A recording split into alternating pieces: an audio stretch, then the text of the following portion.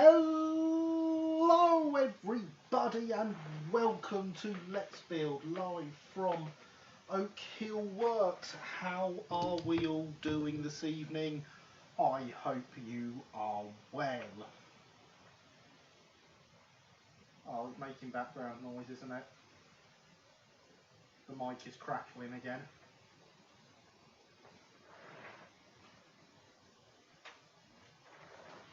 I can see it on my screen.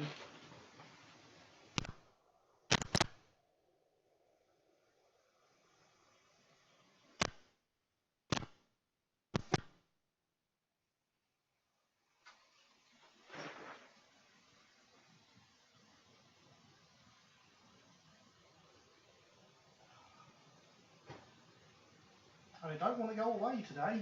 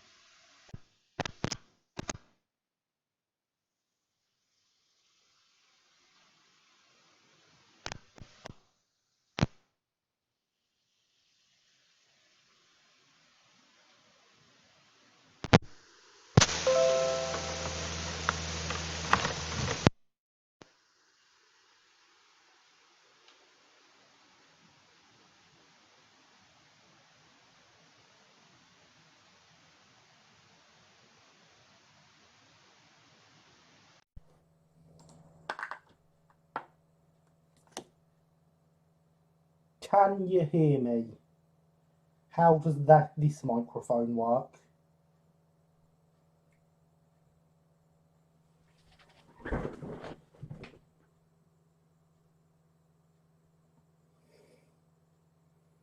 I need to get the laptop repaired regardless. Yeah, let's see that Patreon and donate links there. That'll pay for the parts I need for the laptop. Am I getting background noise with this microphone though?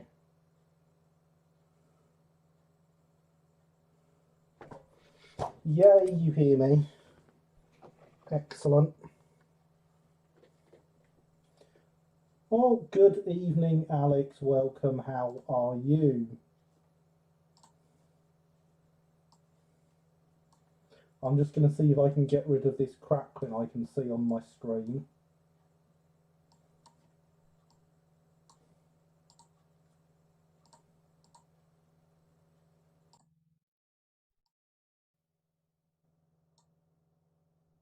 How's that?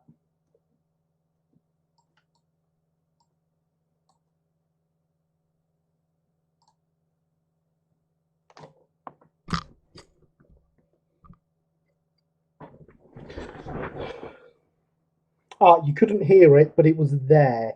It was... Oh, I've got rid of it by knocking 5 decibels off. And I'm looking very loud right now. Am I very loud? But yes, it was better before. So I've only knocked 5 decibels off. It shouldn't be that bad. There we go. I've turned it off. So we're back to where we were before.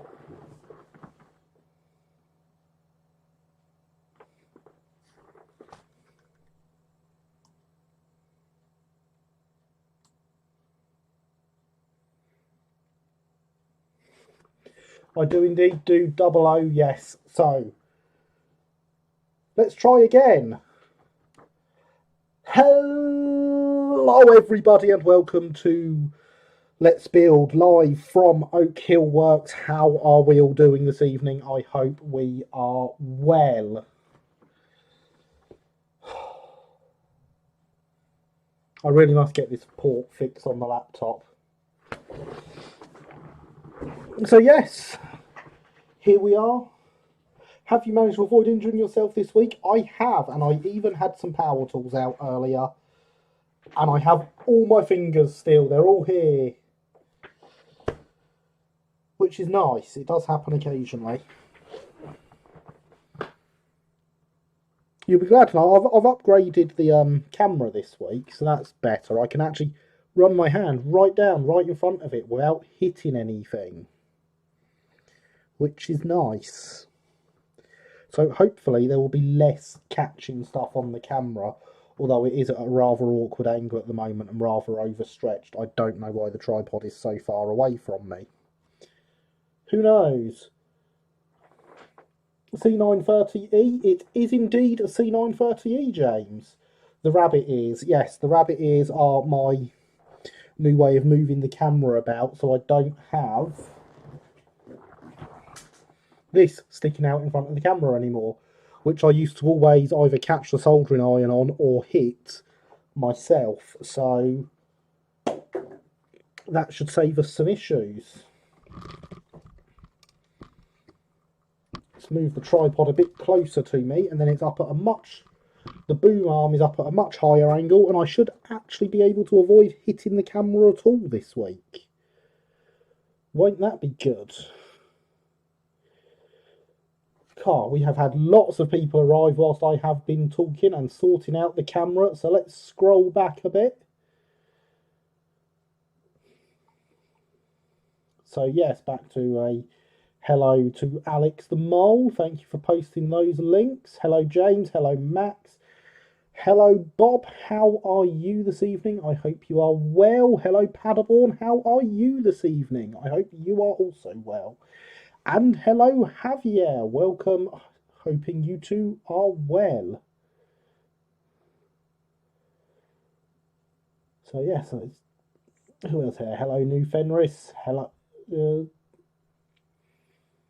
hello Heritage Railway Productions, how are you? Hope you are well. And hello Toyman, how are you? I hope you are all very, very well this evening.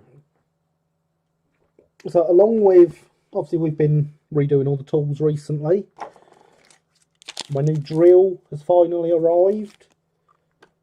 It's exactly the same as the old one, except for it's got decent pin chucks in it and a load of new drill bits. So I actually have a decent drill I can use again. And I have some filler. We've got some Squadron grey putty this time. Why grey putty? Because I know everyone always asks why the colours. Because this is the one that was available, that's why. They were sold out of literally everything else. And of course, for those that missed it last week, we've got a couple of knife blades now. And look, there's the camera staring at you with its lights. But yeah, just a couple of knife blades. So, we are making progress on the tool front. So, to start this evening, we are going to first cut the handrails off of these ones. Then we're going to get some filler on all these sides. And then we'll move over onto our painted ones, because we have some transfers here, courtesy of Ian McCormack. Well, thanks. How's your lip? My lip is much better, thank you. I mean, it still has a little dent in it, but I think that's to be expected after putting your tooth right through it, isn't it? But in general, it's much better, thanks. You approve of transfers? I am glad to hear that. I don't think I've even shown them on my screen where I'm watching the quality over there. So, I'm going to move these out the way. We're going to move these out the way for now, and we can get the knife out, remove these handrails.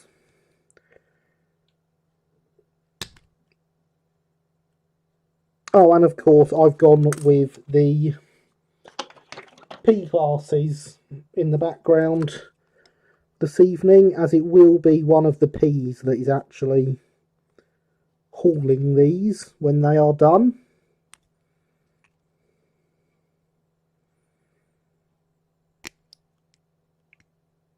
So it seemed appropriate to have them there in the background. Because I think it's been a while since any of them have appeared on the stream at all. I don't think they've appeared since we had our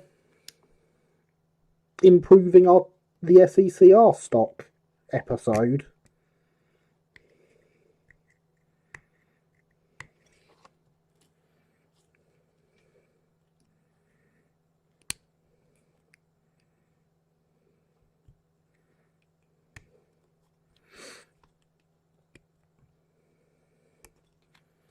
Oh, and of course, I'm sure you all realise by now we didn't have a video on Tuesday. I'm sure you all understand why. The video that we discussed last week is coming this Tuesday.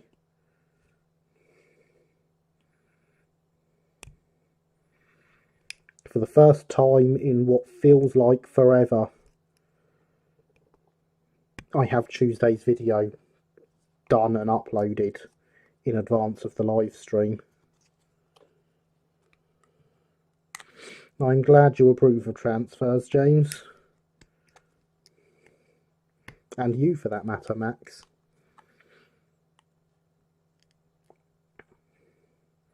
Tell you what, removing these handrails is a lot different to the ones we did before with the blunt blades.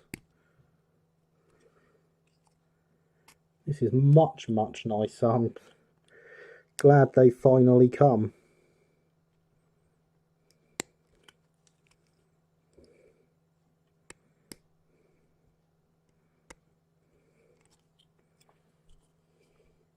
And there is the bot reminding everyone, please do smash that like button or just give it a gentle tap. The support really is appreciated. And whilst you're down there, if you haven't already, make sure to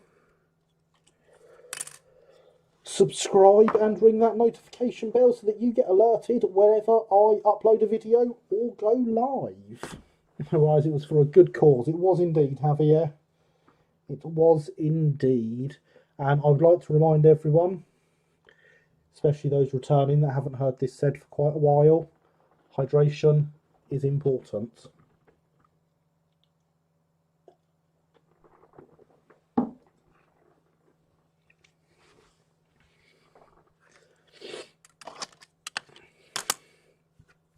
Yeah, I don't normally do political statements on the channel, but that one felt worthwhile.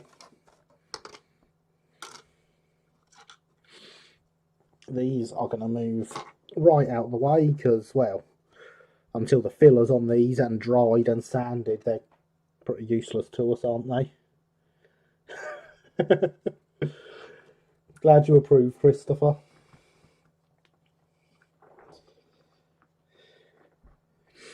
So yes, Squadron Grey Putty. I'm not going to pop it open because I've already done that. Being a filler I'm not familiar with, I have already used it. Percy got some attention through the week when this arrived, and it absolutely stinks. It is not lying when it says use in a well-ventilated area. So I'm going to move you guys just over here so you can see how I use things like this. Big lump of it onto the workbench. I did consider getting the proper spreader with it because they had one available. I didn't, I probably should have. So, trusty screwdriver.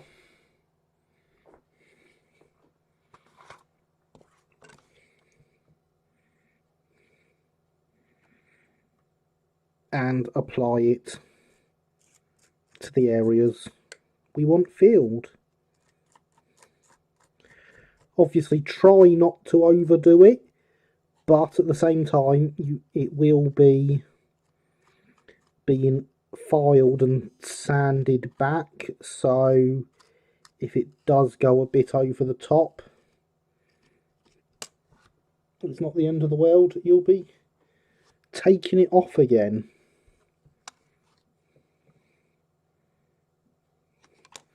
There isn't one that way. I don't know why I thought there was.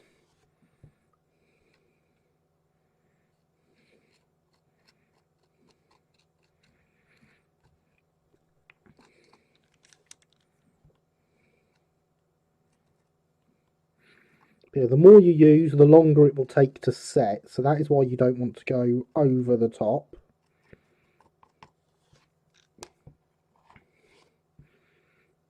But if you're not in a hurry and you've got all day, or all week, depending on just how over the top you go, it's not the end of the world. I fixed my SE&CR livery P class as the worn drive wasn't making contact with the other gears. It's only when I took the motor and motor housing off the rest of the chassis that I noticed that there were 2 washers instead of 1. Ah, well, that would indeed make a difference.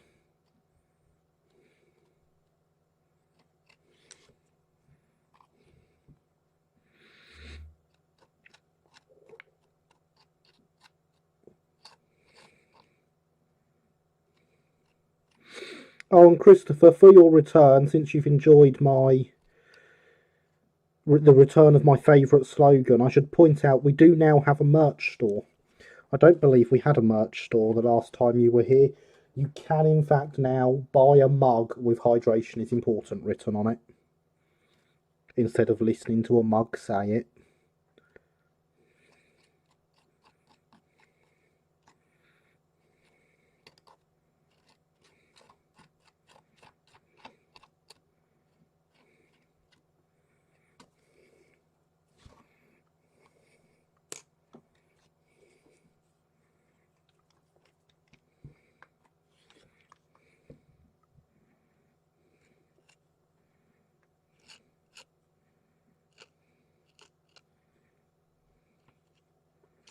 Links to the merch store can be found by typing !merch into the chat.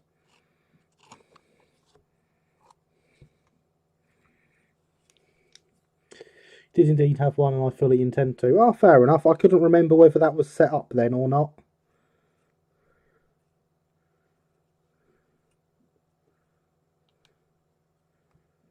Because it still feels like something brand new to me, the merch store.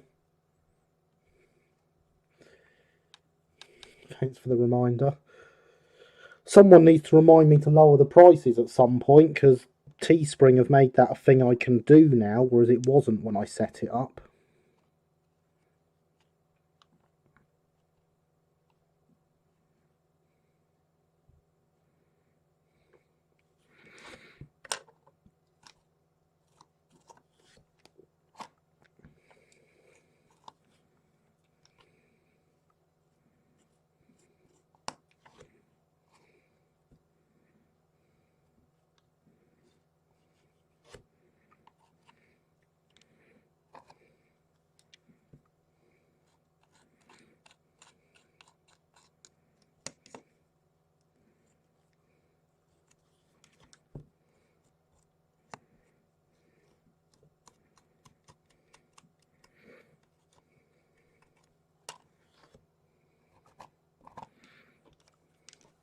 So as you can see, it's a nice simple process with the filler.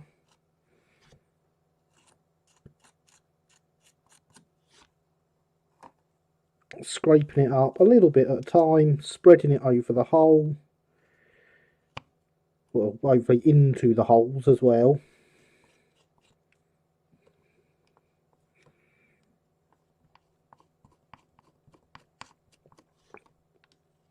Thick enough to fill everything, thin enough that it's going to dry and not take a week and a half to file off. It's been a literal month.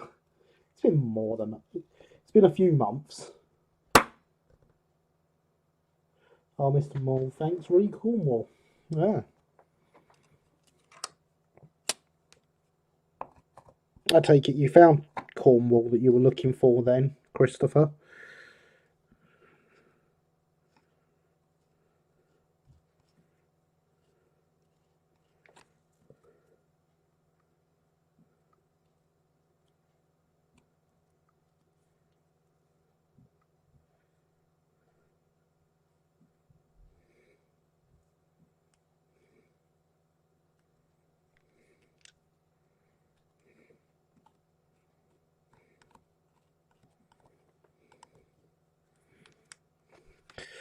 Good evening, Becca. I am well. How are you?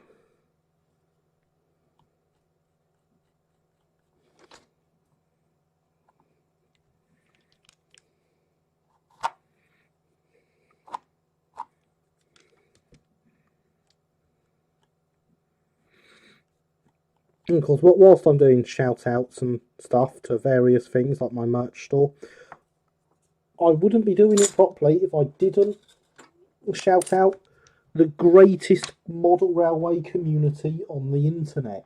That is right, the Oak Hill Model Railway Discord server. Anyone who wants to join can do so by getting a link or hitting !Discord in the chat, which will allow you to join our ever-growing community where everyone has a good time and gets to see top secret other things I'm working on and be my guinea pigs for testing stuff.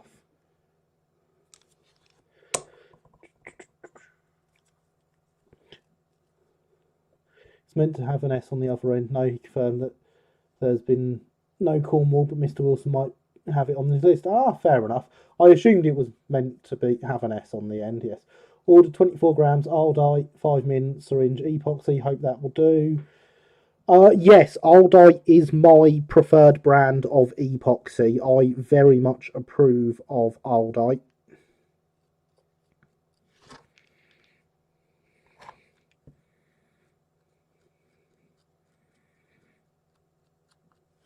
So that should do you wonders. I have genuinely used Aldite to put some of my work vans back together.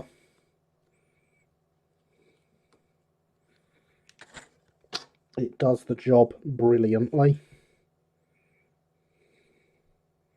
And yes, I know I'm pronouncing it wrong before anyone says anything.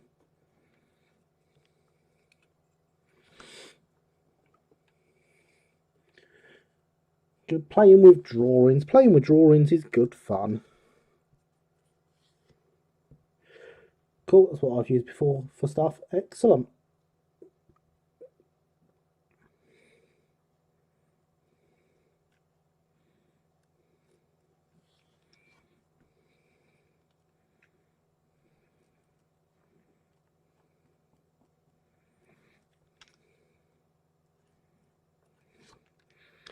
So these sides are getting a bit of a thicker coat because they have some rather large gaps I'm trying to fill.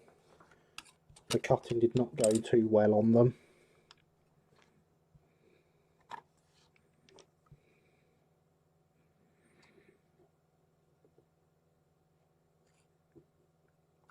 And I should point out, everyone, last week I was talking about hitting 270 subscribers, and we in fact managed 270 in the live stream. And that alert going off was absolutely fantastic. When I checked the subscription levels when I was setting up for tonight, I was at 280. So we've had a very good week for growth, so thank you everyone. It has been wonderful to watch the channel grow this week, and the support is very much appreciated.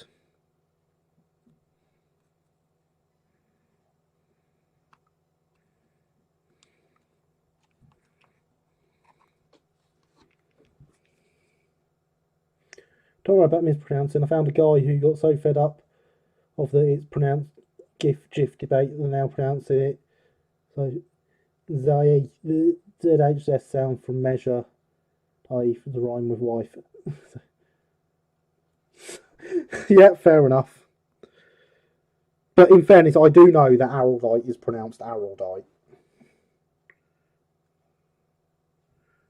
I choose not to say Araldite because it's a pain. Also, it's pronounced GIF. I don't care what the man that invented it says, he's wrong.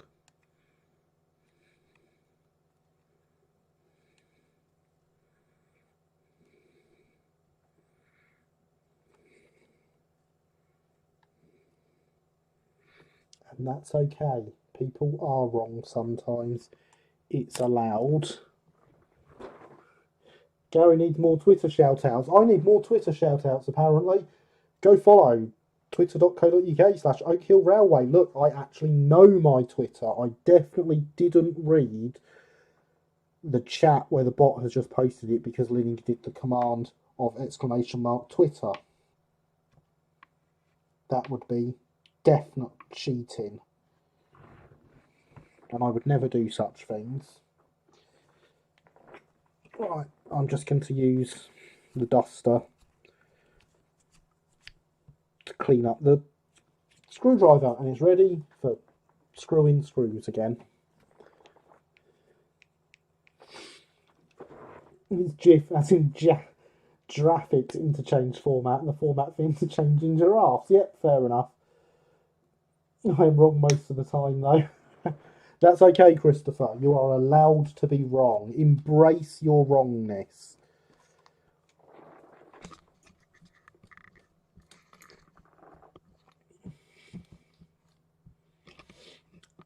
And look, there is the bot shouting out my Twitter on its own without being told. I sort of know the order these commands come out in, so I knew that one was due next. GIF was what Sif used to be called back in proper times. It's a kitchen cleaning product. Indeed it is. It was called GIF when I used to work in the hotels in Eastbourne and used to have to clean all the surfaces with it before the guests arrived.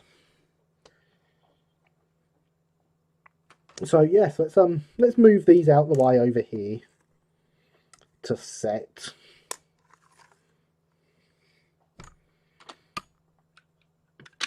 And let's bring in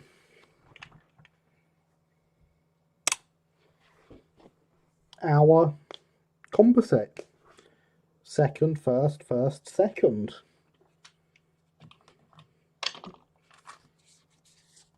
Which conveniently is one row there.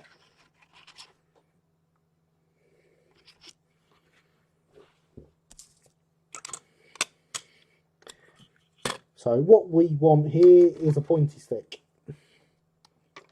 This will do as a pointy stick. So we'll get a 2, a 1, a 1 and a 2 on the doors. We need a number for it in this space and this space. I haven't decided on what set it's going to be. We may actually just go with the 3, 1, 2 that is on the drawing, and then we want SE and CR through the middle, which would be broken up by the panelling on the real things, but as the panelling on these is wrong, it won't need breaking up. Yay me. I love it when stuff works out like that. We will, however, use the wider transfers. So you've got very close ones and slightly wider ones. We will be using the wider ones because it would be spread all the way across because of how the beading is. That's my excuse and I'm sticking to it.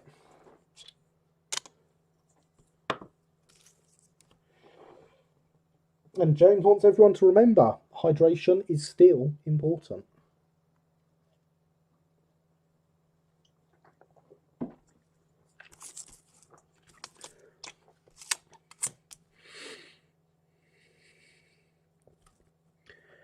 So these transfers are some of Ian's very, very old ones. I believe from before he bought EB models. Printed on his inkjet printer at home. And I believe I would be correct in saying developed with the help of Linny.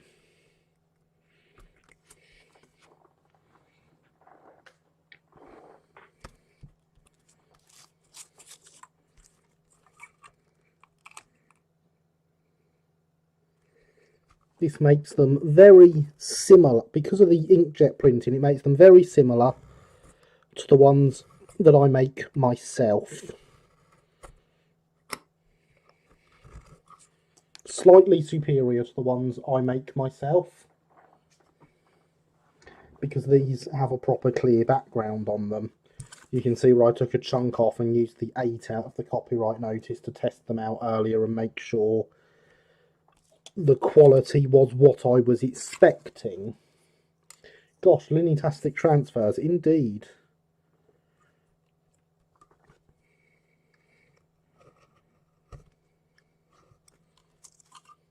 All I did was measure the lettering on the SE&CR carriage at Bluebell because I happened to be there when he asked for the dimensions. Exactly!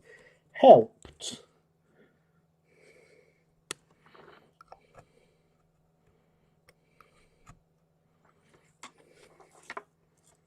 Didn't say you did loads. I said you helped. All help is help.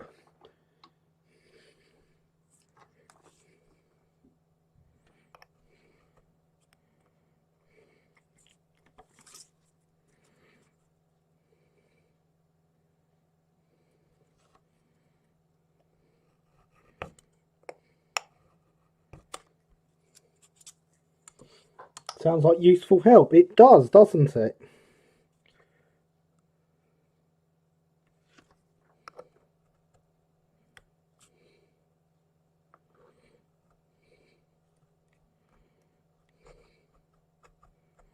I'm also aware there will be more transfers on this sheet when it re-emerges, and it will be professionally printed.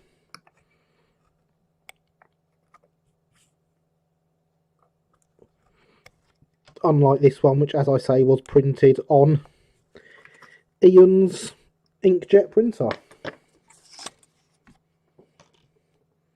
But it did a fantastic job of it.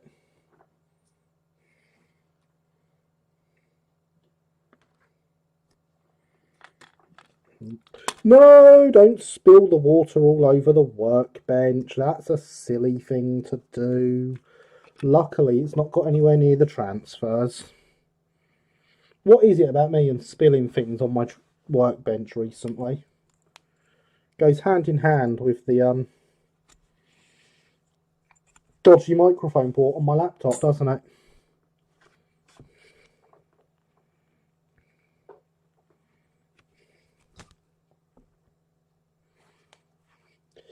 This week discovered the joys of Metal Leaf Live version of popular music. Delights include What Is Love, Lady Val Was a Smiling Heart. Excellent. That does indeed sound rather good.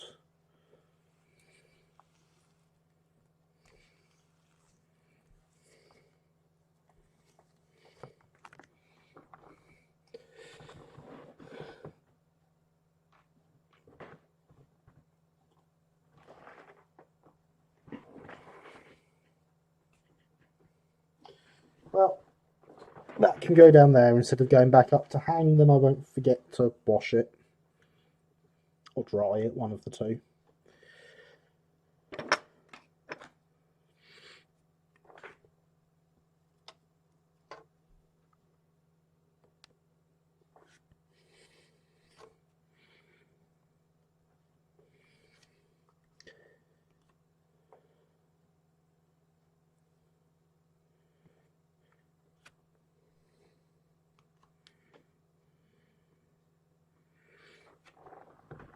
I should actually use it, I need it.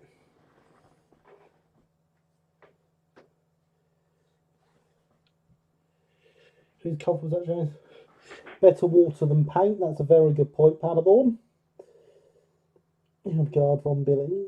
Rather enjoyed the plain song chant Latin version of Rudolph the Red-Nosed Reindeer I found a year or two ago. Oh, excellent.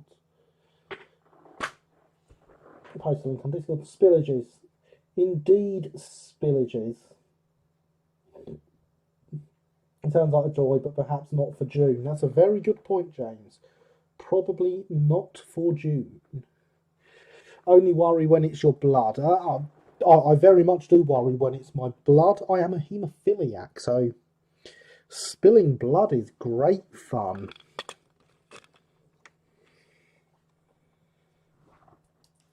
It comes and comes and comes. Unfortunately, it happens all too frequently. I really, really, really need to get better at not doing it.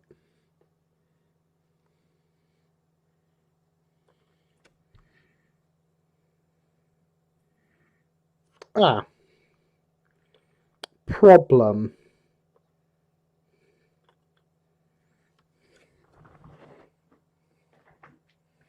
Major problem. We won't be transferring.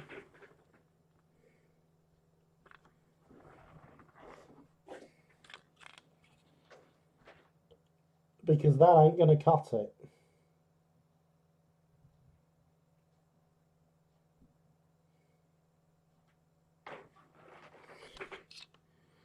The reason it looks almost invisible is, well, because it is.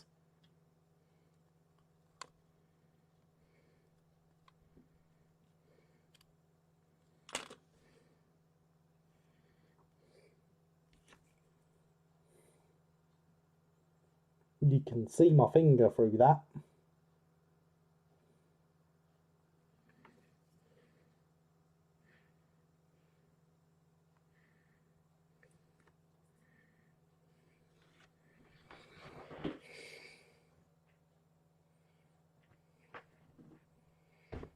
I too disapprove of bloodletting.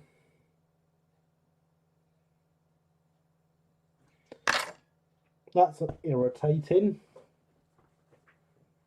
Is that the yellow being translucent? It is indeed, Linny. It is indeed.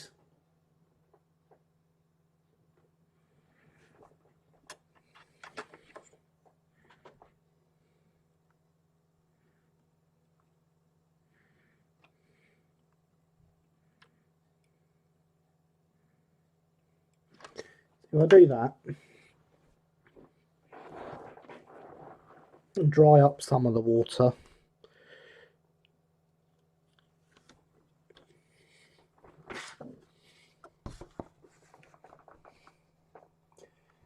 you can really see the problem.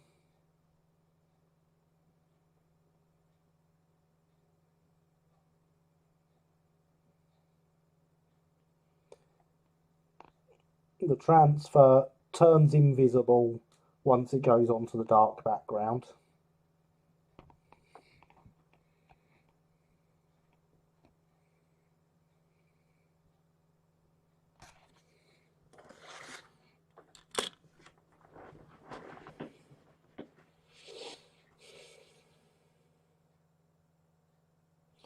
Must have forgotten the white underlayer before printing the yellow. Bother. Indeed, Linny. Invisible transfers are not approved of. No, it is rather annoying. The yellow is not opaque. Exactly, James. Printing yellow on an inkjet printer. Yellow is translucent. Most of the brightness comes from the white paper behind. It does indeed. It's quite an impressive magic trick, yes. This is why home printed transfers are a bit of a pain. It's why I don't do it's why my home printed transfers are done on white paper with some background colour that you can trim out.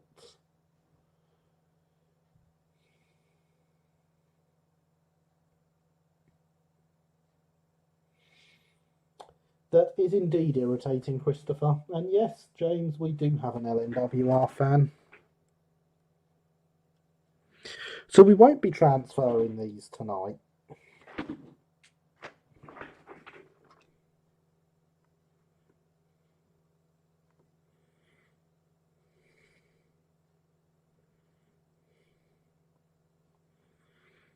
That is rather a shame.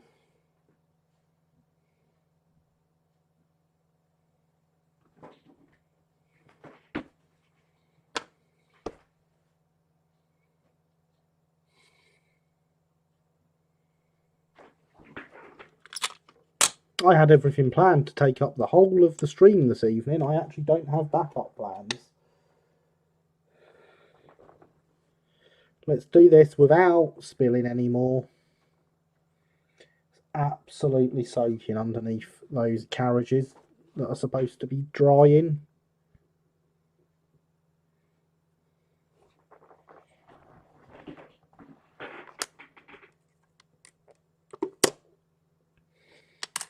At least under those two, the rest appeared to be fine. The water doesn't look like it got that far. Although this one wants to be attached to the duster.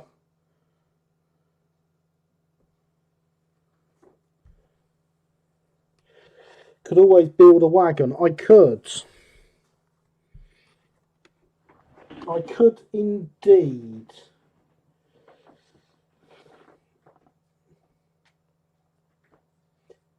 I do have some kitten-shaped backup plans, James. You're quite right. I don't have the colour I want for one of them.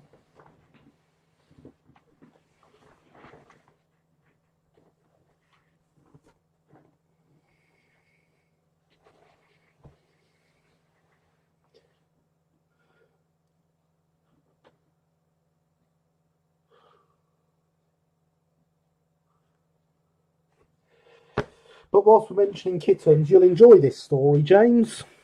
It's only a brief one. I was, the other day, sat in my living room, about 4 foot from where I am now, watching the telly, not doing much. It's a very hot day, so the back door was open. As I was sat here, telly's next to the living room door, so all of a sudden, a kitten poked its head round my front room door, had let itself in through the open back door and come to explore the house. Out of nowhere.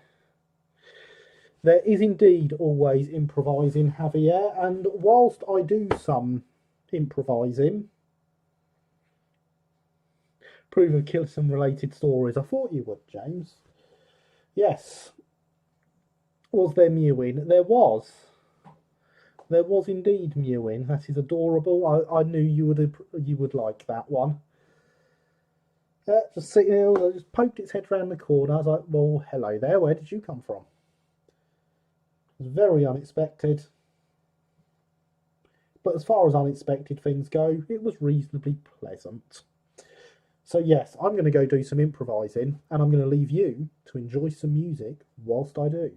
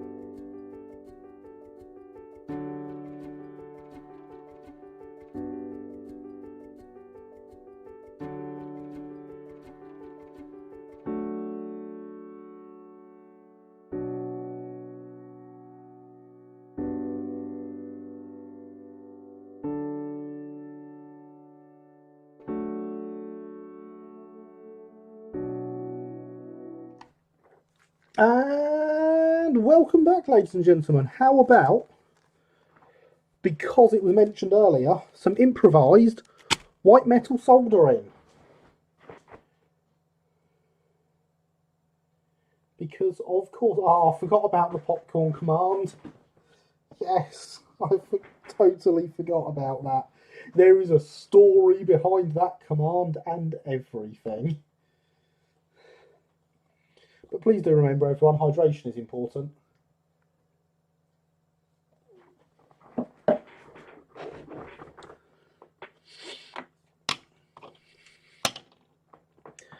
So, let's put these carriages to the side. They won't be getting transfers tonight.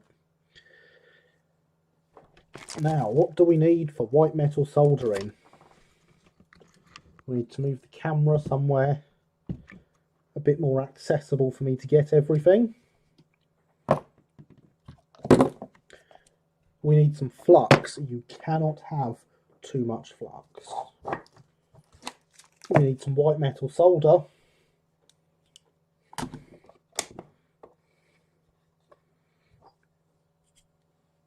We need my soldering block because I'm a professional like that, he says confidently.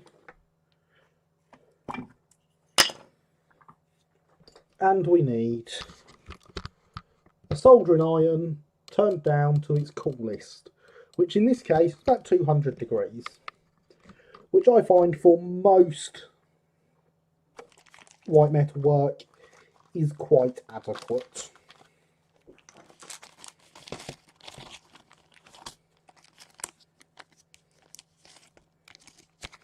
And so this is the 5 and 9 models Samuel Bradford and Sons coal wagon. I have everything in here for it now, other than the bits I have to make myself. They were a firm local to me in Eastbourne. So that is why I ended up getting their wagon. There's transfers in here somewhere for it. Extras. Oh no, the transfers are wrapped up in there, that's why.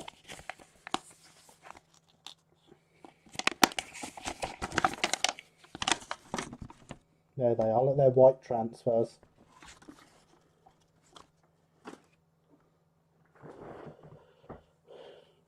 Low melt solder, check. Flux, I have some flux. Anything special, 15 watt soldering iron, check.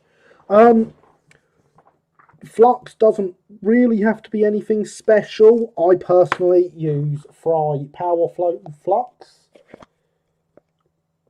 It is a very solid flux. I apply it with a pin and have always had great success with it, no matter what I am soldering, white metal, brass, electrical, etc. Quite brilliant stuff. Going to see 2000 same power from the track.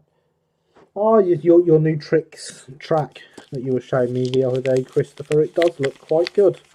And unlike the last time this wagon appeared on this live stream, we have the ends. I literally found them 2 minutes after the end of that live stream. And there are the sole bars and the sides. If you hadn't have guessed, I have to make the floor for this myself.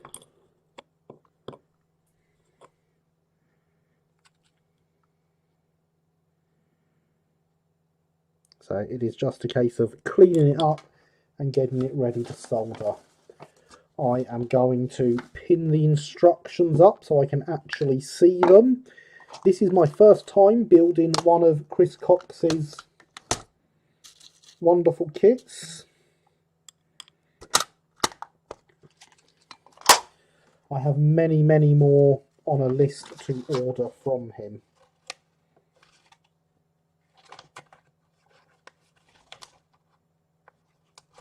I may order some of them this month.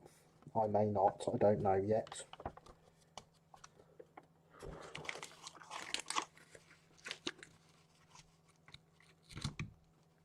Oh no, that's just the instructions for the decals, so I actually don't want that sheet yet. So the real instructions are indeed on here.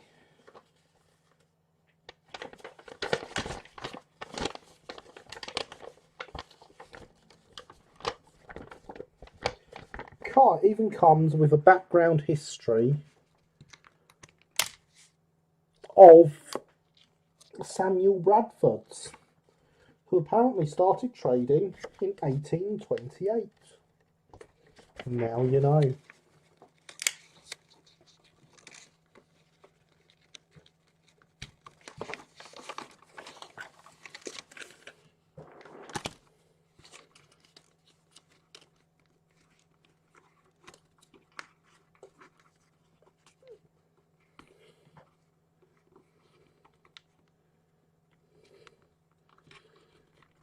And James is obviously enjoying the description of Christopher's track there.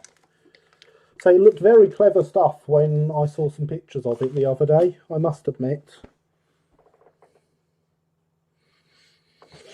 And because Chris Cox is a proper modeller, in his period model photo, he's got a terrier.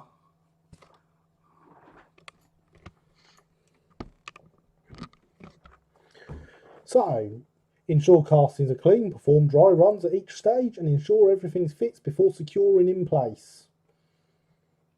And make sure you drill out the slots for your coupling hooks before you start building.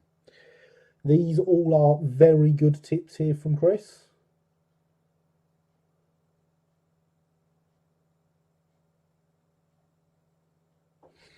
And then it is just a case of building it like any other. Now, there is a lot of flash on these kits. Chris Cox is only a small manufacturer. He does have a full-time job around doing this. So I don't expect his moulds to be perfect. If they're getting a bit old, I expect them and worn, I expect them to be a bit old and worn. I will not hold that against him.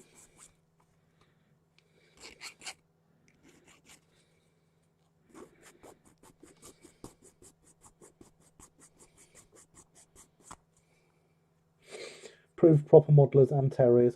I think might require a Dapper Rails Terrier for my future double O gauge southern layout. I definitely think you should, James. Flash Gordon. Ah, saviour of the universe.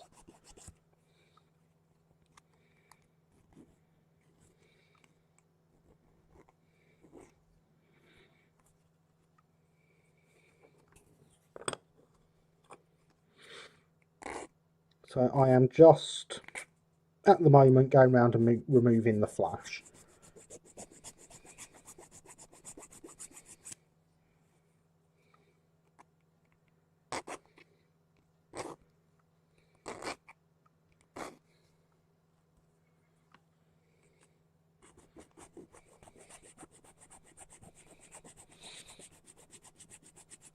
That needs to be a command. I was thinking that, and it should be afterwards as well. Yes. Stop being reasonable, Gary. This is the interwebs. Good point. Good point. How dare I be reasonable on the internet? Linny has already invented what the command should do.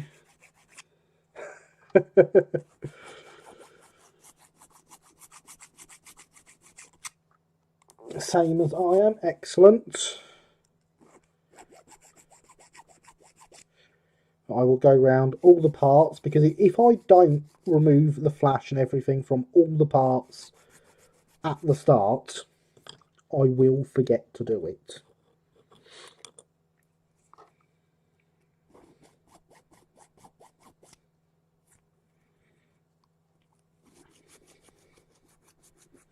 Now, one of the things I'm rather looking forward to with this wagon is the fact it is dumb buffered, so it will go together well with my dumb buffered locos for forming photographic scenes.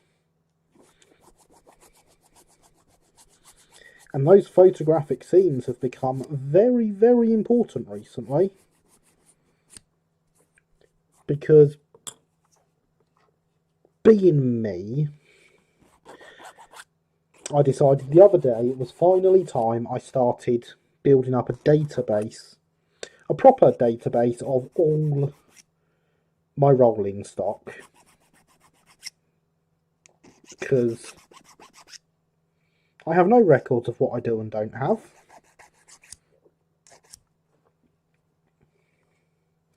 And so I opened up Excel and I started planning what I wanted in Excel.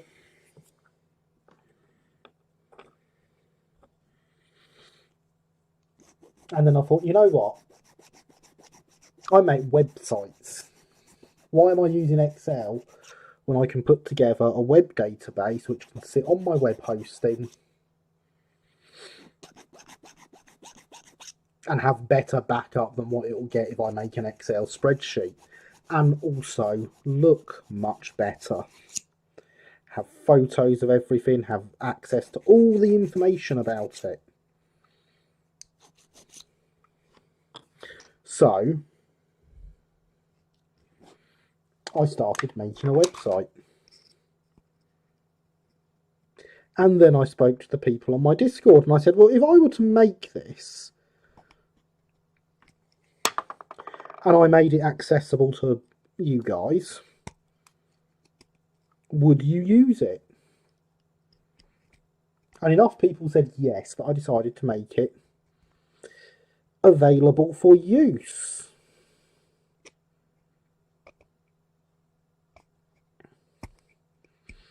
So the first iteration of the site is actually currently in beta testing with my wonderful Discord community doing the vast majority of the testing. But this does mean a database building up with pictures and links to information and everything else that you could possibly want.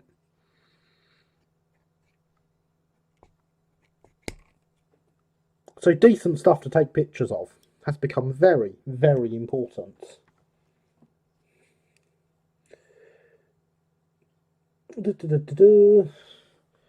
Car, chat's gone off the top.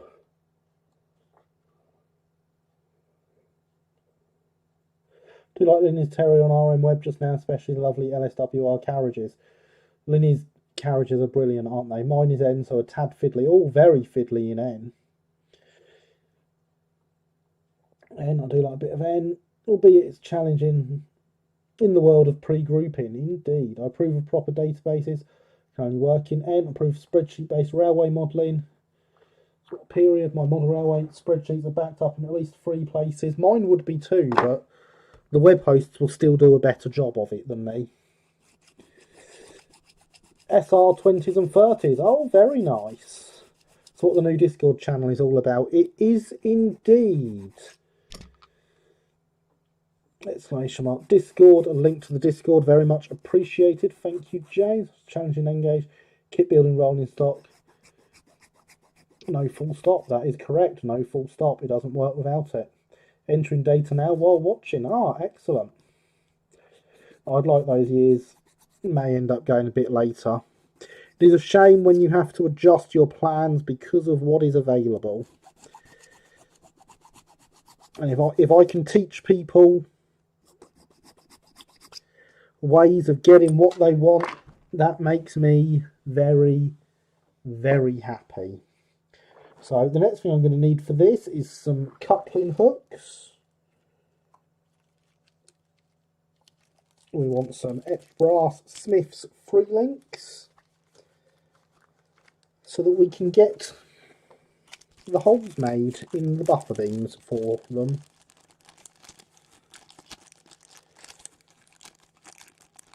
Love the olive lime green livery. It is a fantastic livery. Lovely livery, but always runs very limited 350s for N. It is a shame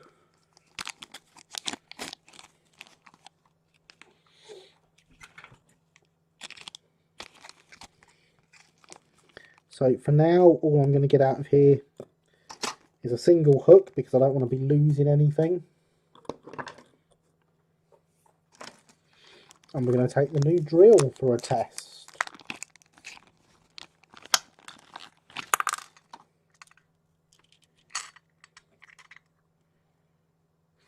This looks like the smaller one. It has a chuck for larger than 1 mil and a chuck for smaller than 1 mil.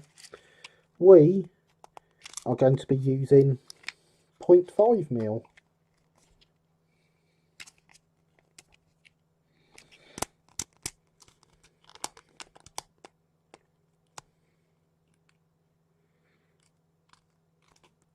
I mean, that's all well and good lining up with the printing, but it's not lining up with the holes on the thing.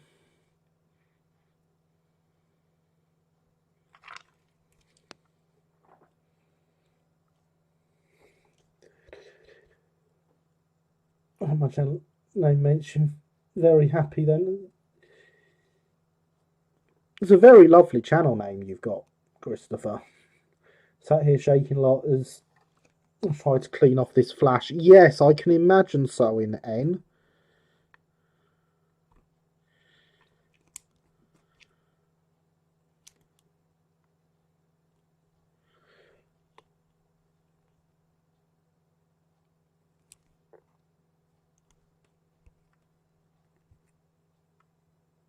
And there we go. Not very much sticking out the end there, but I really could not get that to stay central otherwise. Try and look at pre-national SE&CR, found too difficult, adequate rolling stock, even GWR, which is the most N availability in 2018, and still. Provided proof of channel name, proof of teeny drills. Got that same set of drill bits. Check they're the right size first, a lot of them aren't. That doesn't surprise me. I had the same set of drill bits, which whoever was selling them on eBay put a Rolson name on it. It's like, what? Why? Why have you done that? I'm not buying these because I think they're Rolson drill bits. Right, but got to grab a drink and take meds. Fair enough. I shall make sure we still have some white metal soldering to do when you get back. Hydration is, after all, very important.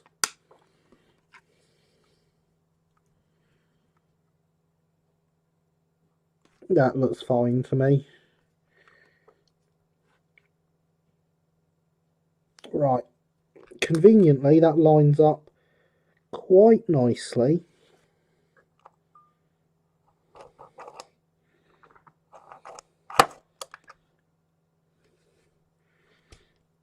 Good start.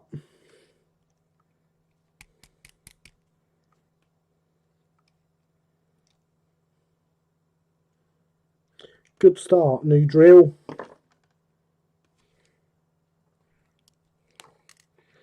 I can't say I bought this for the drill bits, mind. I did not expect them to be good.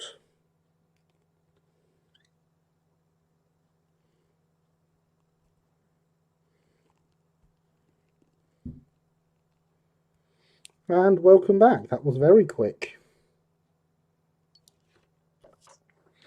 Right, let's move the camera slightly over here so we can plonk this down on the wood, because it's not really ideal drilling into glass.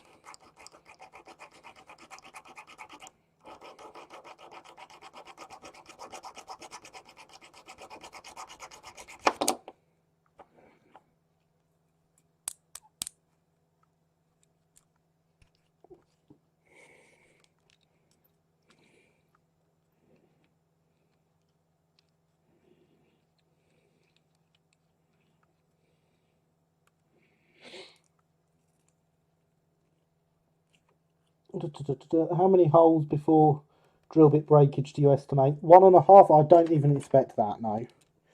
It's not actually broken yet, James. Just almost.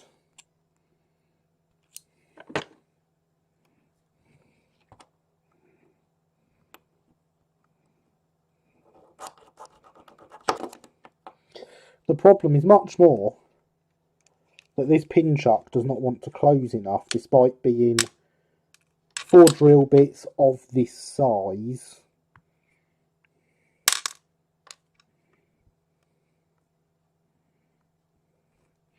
It's very, very stiff.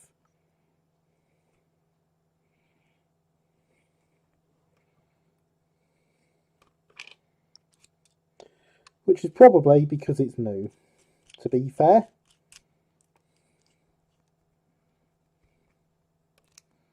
That's closing much better now.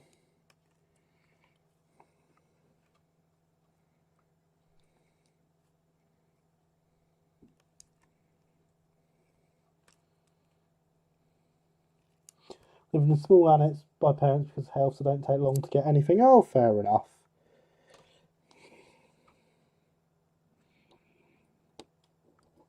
It's always good when you can do stuff like that when needed.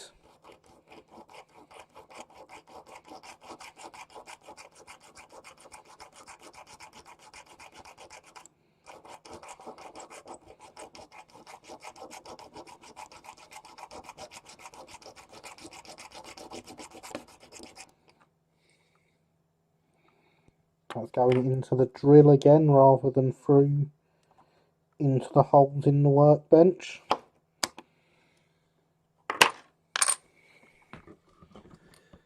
So remember how I bought this for the sake of doing this? Yeah, that's going well.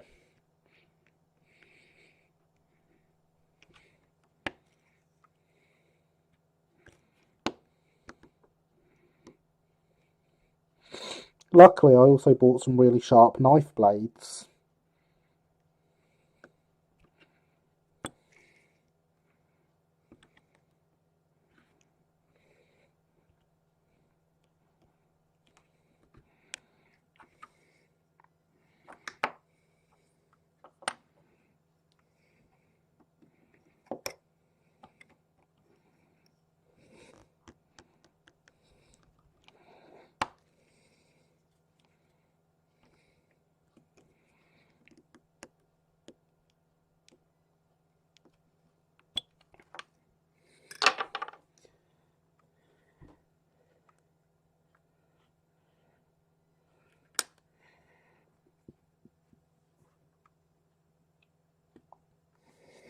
Not quite wide enough yet.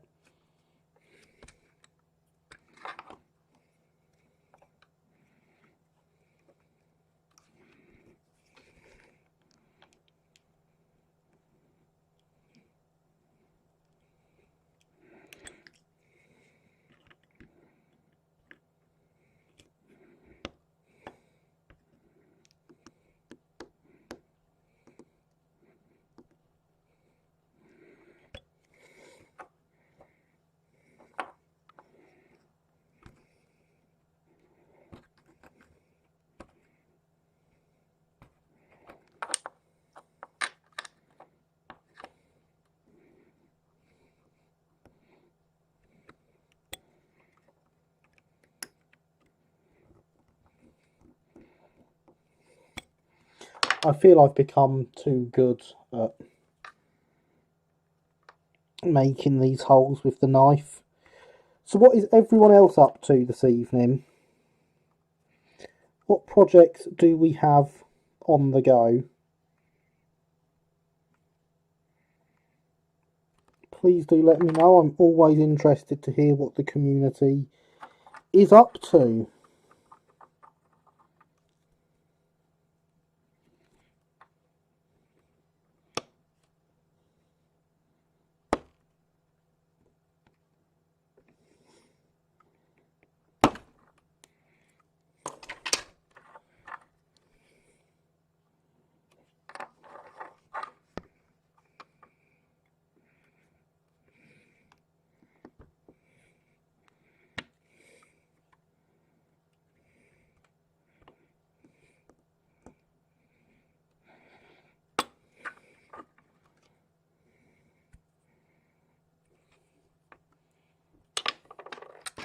Currently renumbering track circuit Detection addresses in train controller, watching the live stream, a footbridge, shunting with my little Barclay. Oh, very nice.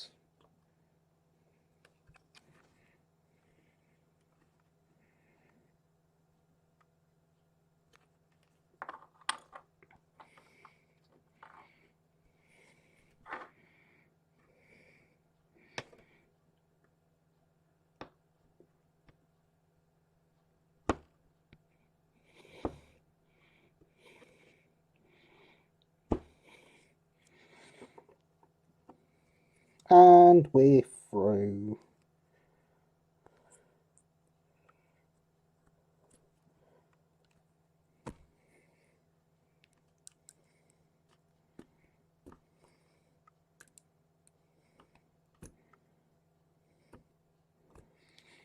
So we just need to do the same on the other one now. I'm playing a bit of Minecraft. Excellent.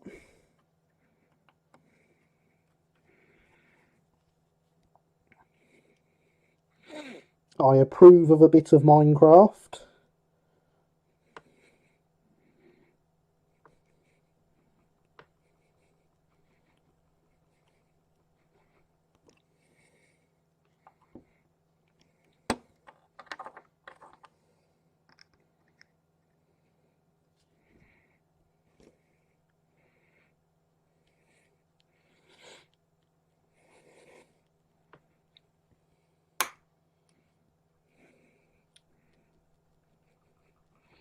That sounded very much like the end of the knife blade snapping inside the hole there. It very much was.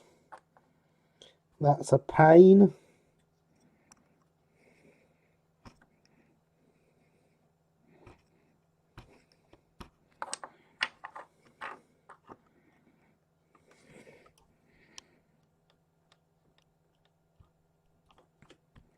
Hopefully we can push it all the way through.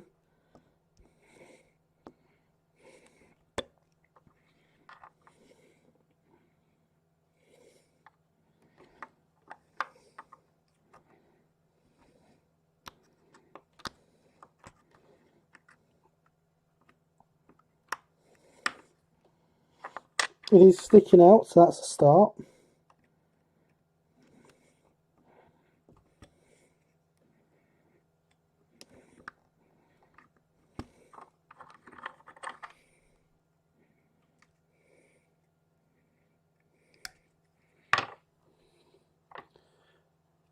Disapprove of knife blade snapping. I've got enough spares, James. I think I can lose a few.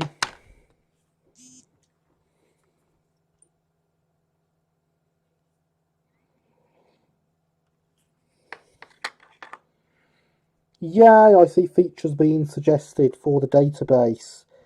That is what I like.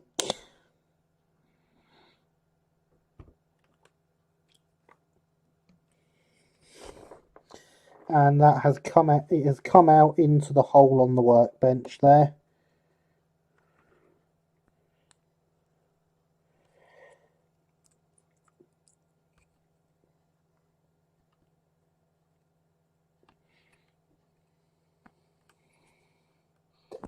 So do I, especially if the point disappears onto the floor.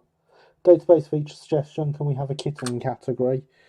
I'm not sure. I believe kittens would come under other. Right.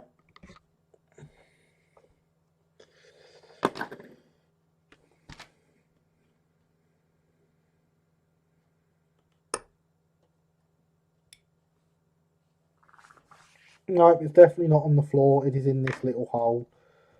My feet will be fine.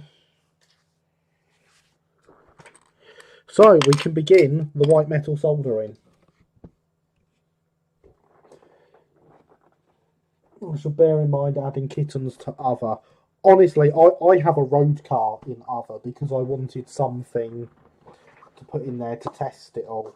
I'm going to refill the hydration vessel because, of course, hydration is important. And it's been sitting there empty since we came back from our impromptu break.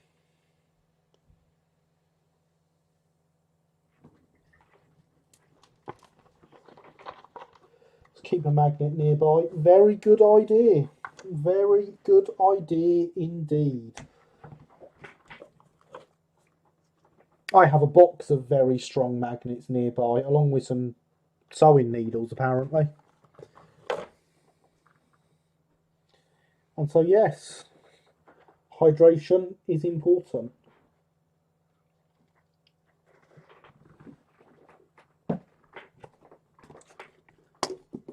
Let's move them back and begin the white metal soldering. So this dry fitting first to make sure everything goes together and we know what we're doing.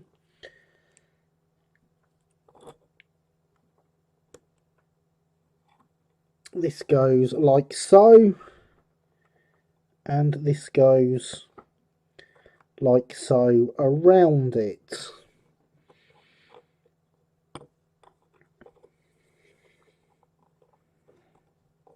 That goes at the far end,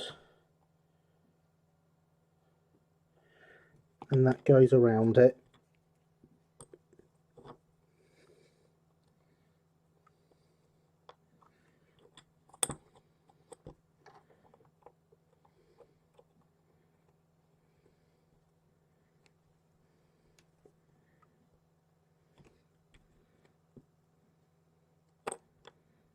Does indeed all fit very nicely. So we want to start off by cleaning the area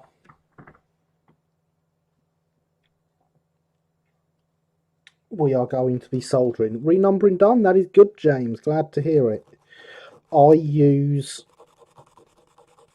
a glass fibre brush for cleaning these. Of course, you can also clean them just by filing them. That's got a bit of flash on it still, so let's do that with my nice posh files that have nice handles on them now.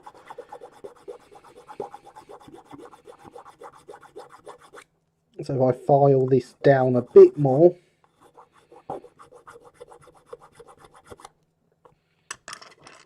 you can see here the nice shine brought up by filing and the nice shine brought up from the carbon fibre pen are very much the same. That is up, that is down. I just thought I'd best check that and make sure I knew what I was doing.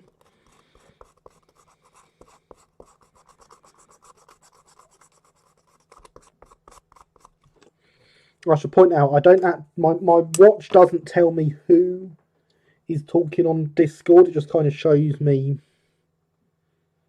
their message and what channel they've posted to. So yeah, if whoever made the suggestion is watching, yes, I like it. That can definitely be added. So now we're just adding some flux to both parts.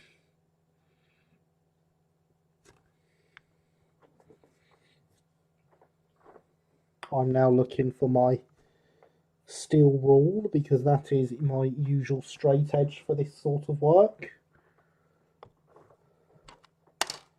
I've no idea what I've done with that, but I have got stuff all over the workbench from the packaging from this at the minute and the bits for the carriages. You know what, I can do this by eye, it's fine. I've done it enough times.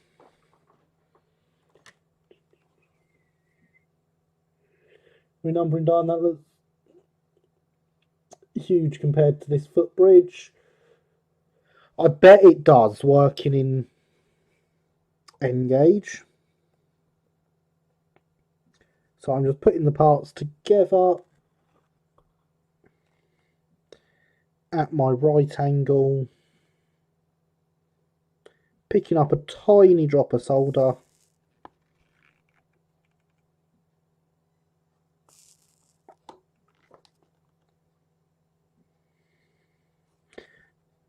That has not held. Doesn't always hold first time if you don't get enough.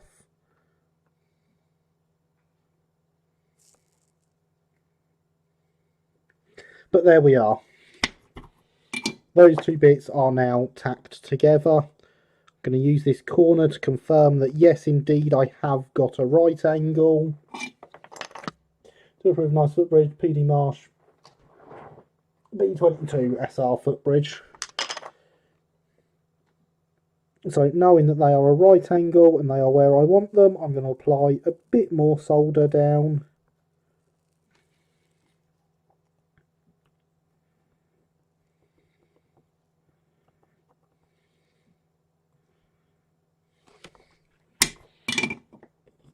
And then I'm going to check again. Yes, I'm still happy with that. Splendid, we go 950s or building locomotives and stock from kits. Made that look easy. Well, go into it with confidence, and it is. Let me clean up the join.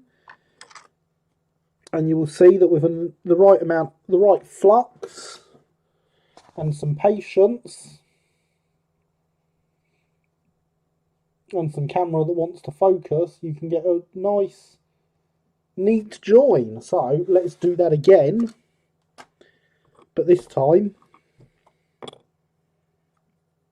for the other side. So you want to leave that way. So we're going to join these two bits this time.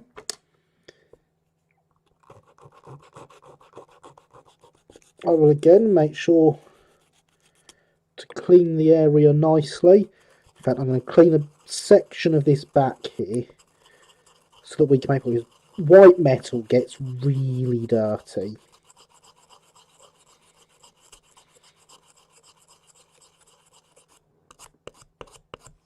So if I clean that up like that,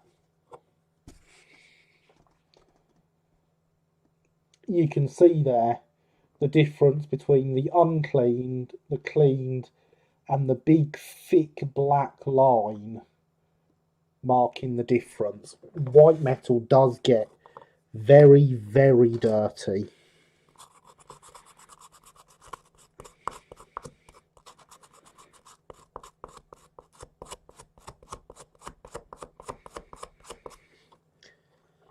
You can see it coming off on the soldering block there as well. So you do always want to make sure you are really cleaning it properly.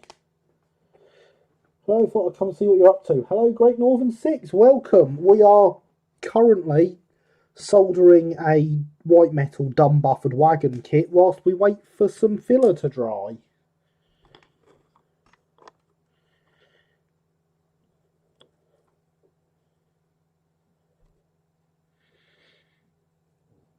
So again, we apply some flux, be reasonably liberal. You cannot have too much flux, as long as you clean it up afterwards.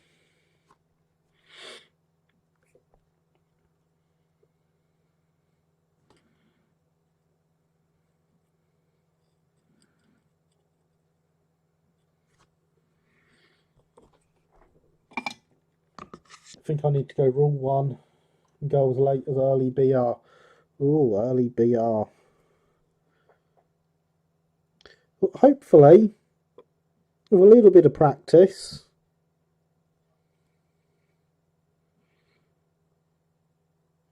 you can learn the techniques for white metal soldering and build anything you want. So again, just a little bit of solder to start with, just to get it tacked in place. It's not stuck completely solidly yet, so a little bit more.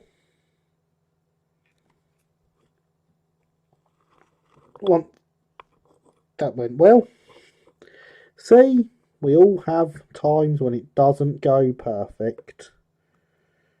Do not worry about it.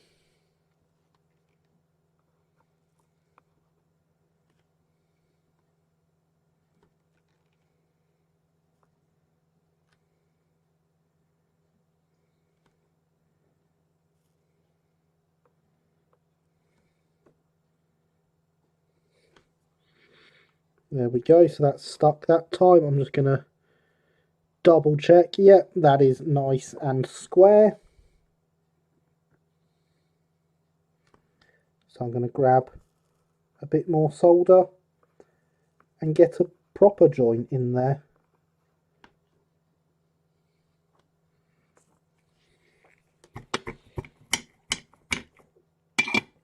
No diesels though. Oh well, I approve of no diesels.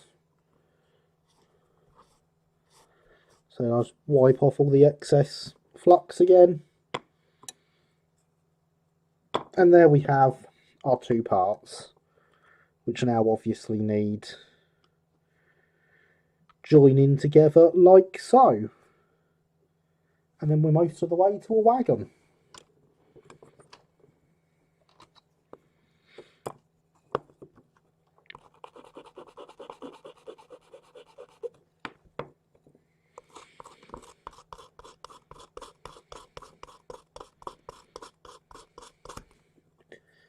So at this point I actually want to make sure that I clean up both sets of joints here, because obviously this will not be coming apart again for me to clean up the opposite corner.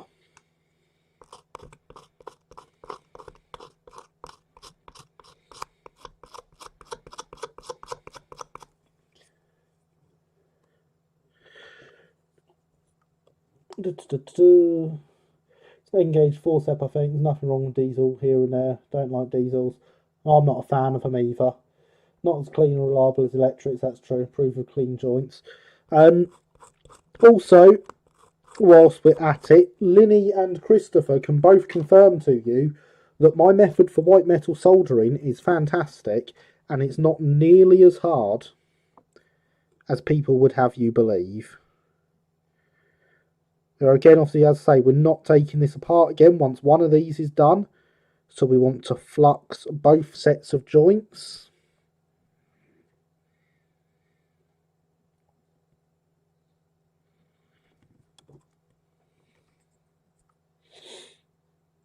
And there is a hydration message, so we should hydrate, because of course we should hydrate every time the hydration message comes up, because hydration is important.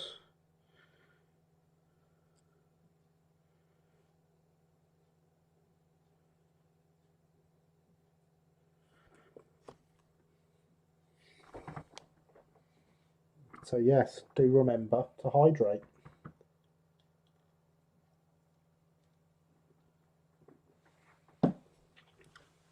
Now, James. Can confirm, Gary taught me to solder white metal. About 10 minutes, an hour later, I'd built a brake van. Says Linny.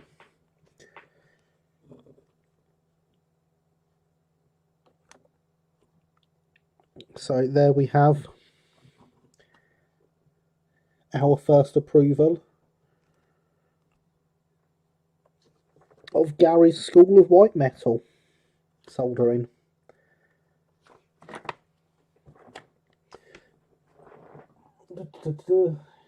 Yes, my kidney specialist always tells me. Well, even more important then. It is super fantastic. Actually ended up our brake van's been featuring in club these past few days. Ah, there we go. So Christopher's wagon that he learnt to white metal solder on whilst he was here. So there are my two approvals of my in-person teaching of white metal soldering.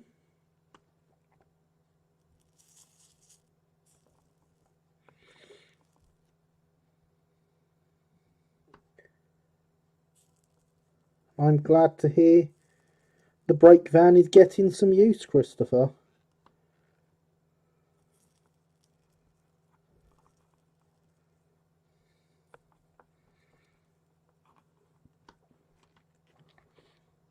I hope to make it along to one of your live streams in the near future. I've been absolutely knackered this week and going to bed early most of it. Either that or I've been so busy coding I've completely lost the track of the time.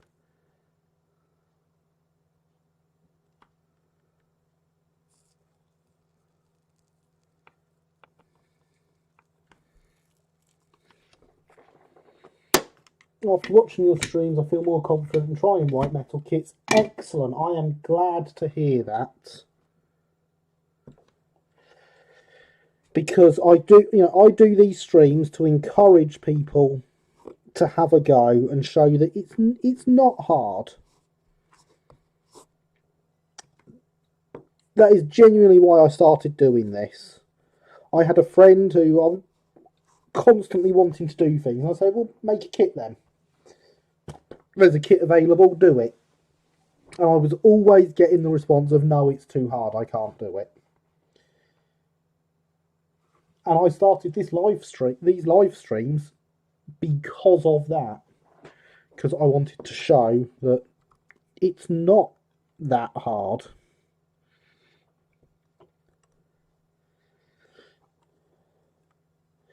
Oh, and there are some links from Alex the Mole. Thank you, Alex. Early to bed, how snoozeful. Indeed, I approve of coding. It's great fun, actually, when it works. I shall have to have a go at having a go one day, but there is so much engaged wiring ahead of me. Ah, yes, wiring, my least favourite part of the hobby.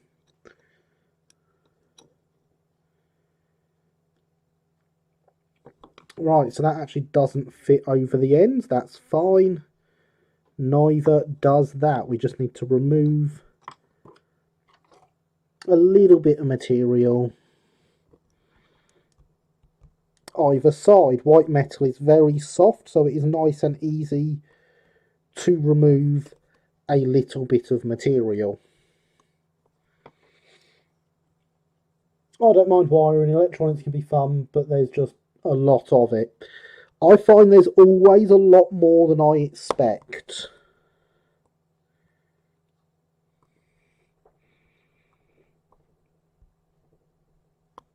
When I look at the nest that is under the 009, it's like, how does a layout this size have that much wiring? It makes no sense.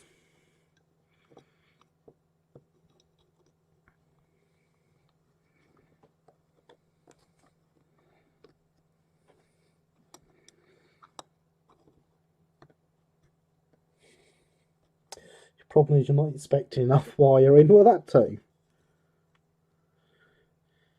That is definitely a problem I have.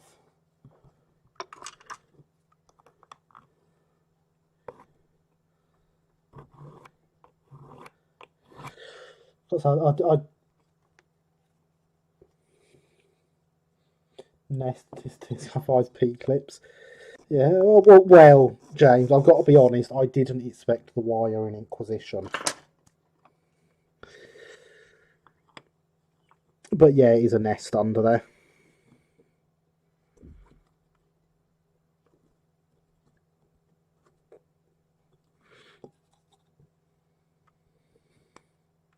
I think I'd call it that even if it was neat, to be honest. There we go, and just with a little bit of filing, a little bit of removal of material, that side fits in nicely. Nobody expects the wire in Inquisition. Exactly.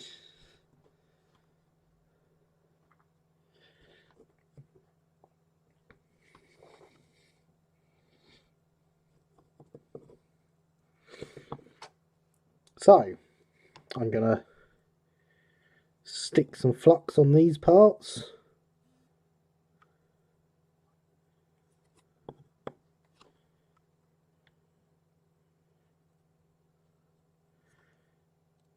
And we're going to solder them in place. That burns I got from soldering under the layout. Glad for the break till next section is needed. Gosh, that solder under that potential for injury is horrifying. Yes, I must say, none of my layouts get permanently stuck down until after they are wired. I always have it possible to do the wiring in more convenient places. For example, the 009, which lives under my stairs, was soldered for the wiring on the kitchen table.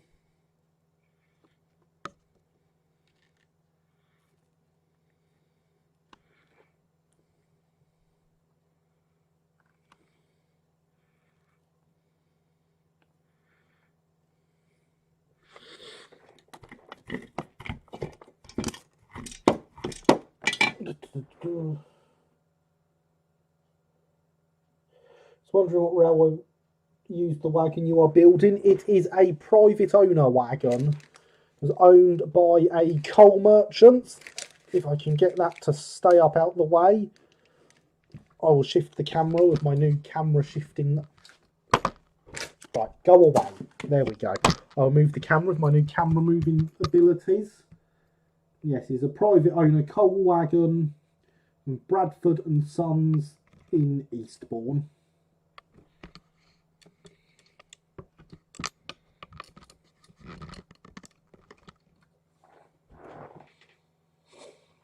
Use of screw or push connectors under the layout and solder on the workbench. I used to do that, but I'm not a fan of those connectors anymore. I like everything soldered. Hate to think of what might happen to one's eyes. Well, James, for that, I have to remind everyone, PPE is important, especially at the moment. Do not be ashamed of wearing a mask when you go to the shop.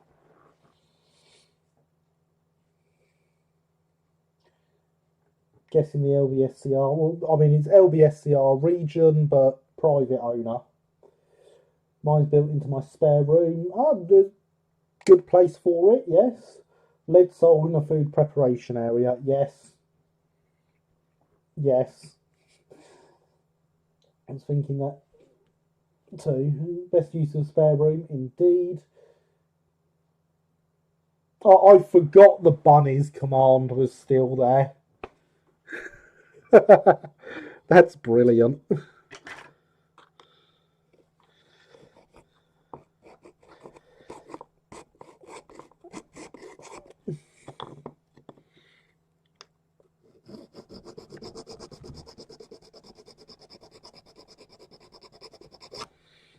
I totally forgot the bunnies command existed.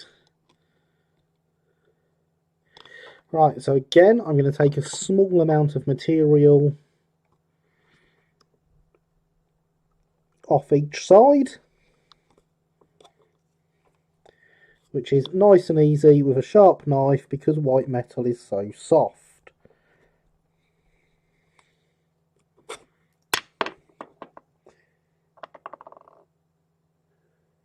Couple of videos on YouTube if you'd like to see it very much in the early stages. Oh, definitely, I will be checking those out.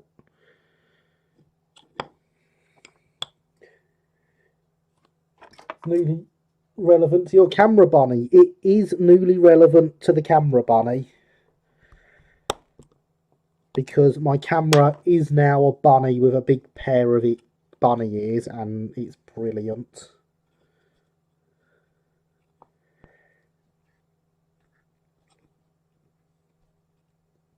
There is a picture of the camera bunny on my Discord server.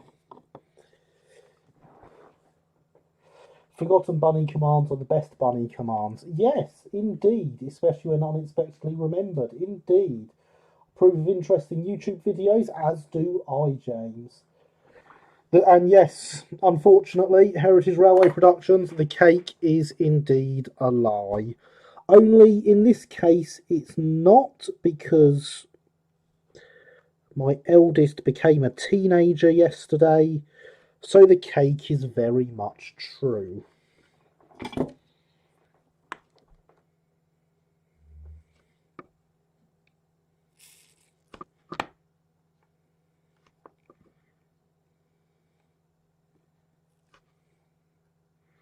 Chocolate cake. Her choice. Birthday in lockdown. I couldn't exactly try and talk her into any other cake, could I?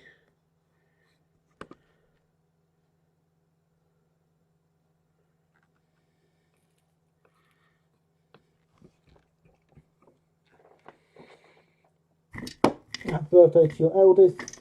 May she have many more cakes and communion birthdays. Yes, thank you, James. She had a very nice birthday. Well, yeah, as far as you can when you can't go out and see your mates anyway. She was rather spoilt. So there is our wagon body. It's an absolutely tiny wagon. Hang on a second.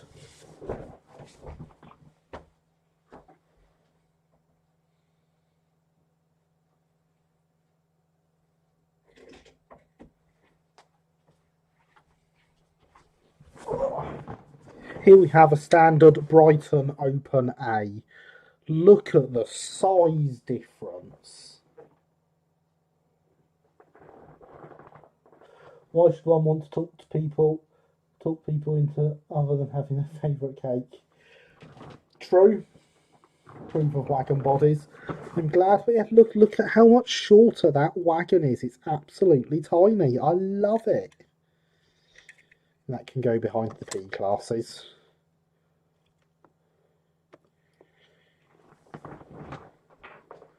Oh, it's absolutely fantastic. So, now that we've done that, the next thing we want to do is fit a floor.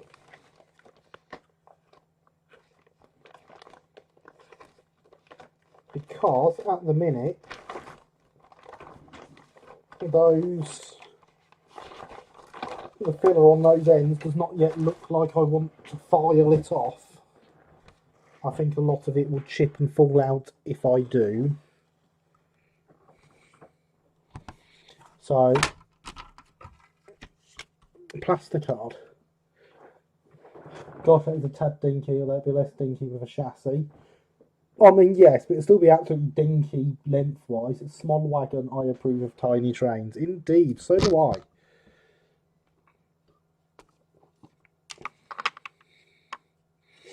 So I'm once again going to measure by eye because it turns out I've become quite good at that. And by eye, I mean I'm going to use the wagon body.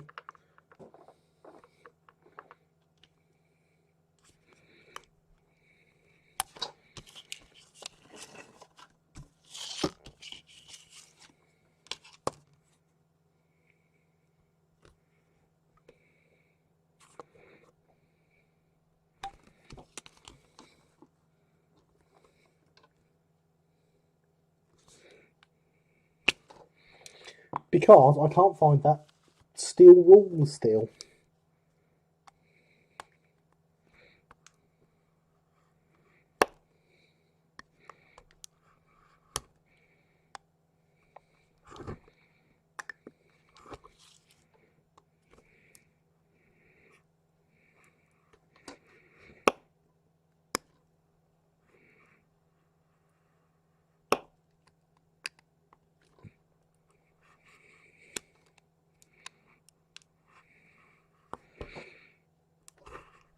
If we have some issues with making this with this being a bit too small, it's not going to matter because this is going to be loaded permanently for its use.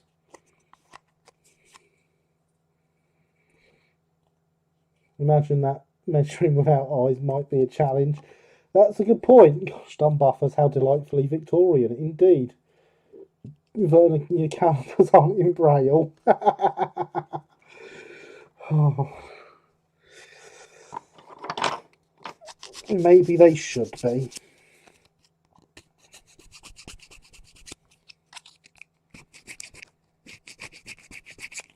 I'm just going to neaten up the edges. And remove the lip caused by the knife.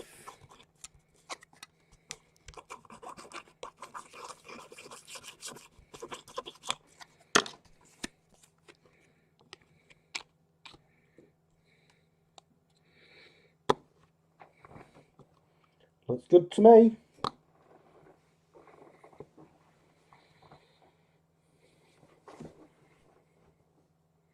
Yeah, it says about scoring with planking before fitting it in place.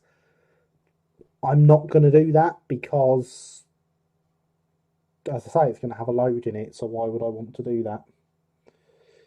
It's a nice look. It is. It's good.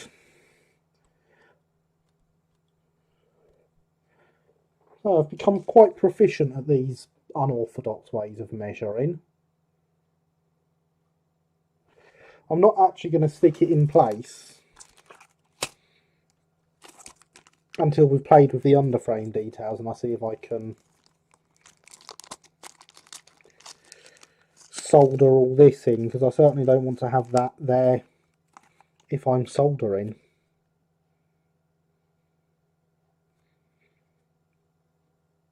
EB models, W ions. It's good when you can't think of the letter.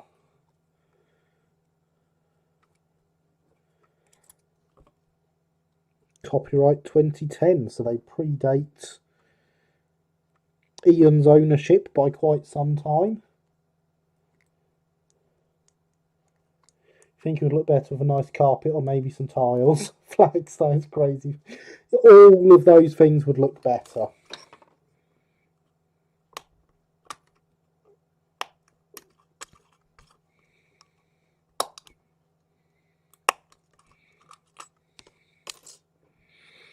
Every single one of them would look better.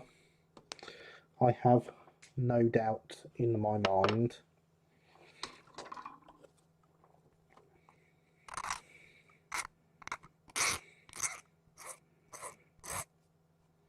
Let's clean up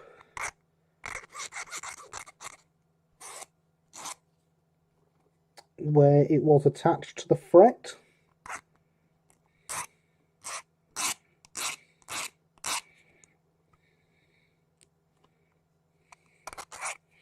The North British Railway had lino wagons, the big long six-wheelers too. But did they have lino flooring? Or were they made entirely of lino? That's the question.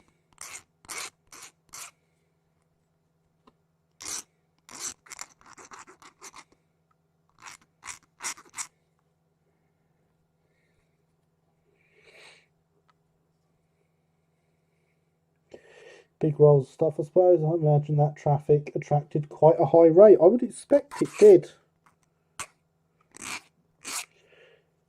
Traffic would have been profitable for the railways, yes.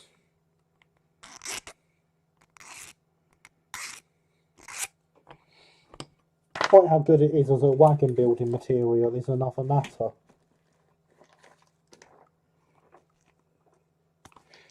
That's the good ones.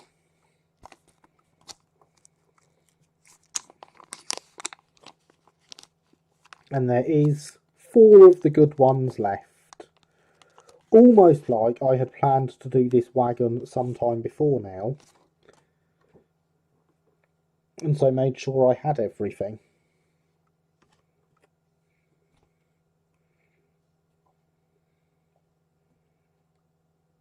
That just needs a tiny run round with the file and those will fit.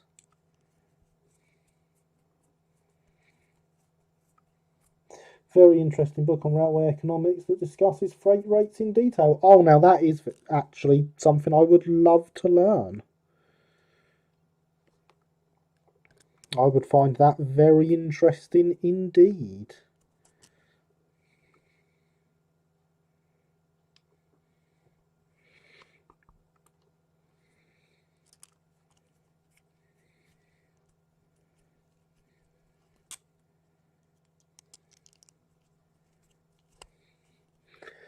Just realised I'm going to solder these bearings in, so I'm going to turn the iron up. Let's do that so it's nice and hot ready for us. Actually available on the internet for free because it's very old, out of copyright from the 1900s. Oh, wow. In that case, James, could you stick a link to it in the interesting and useful links section on the Discord? Please?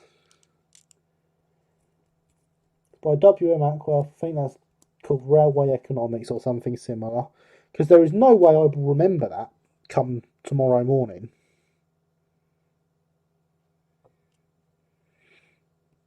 There we go, and that is the holes on that one opened out sufficiently.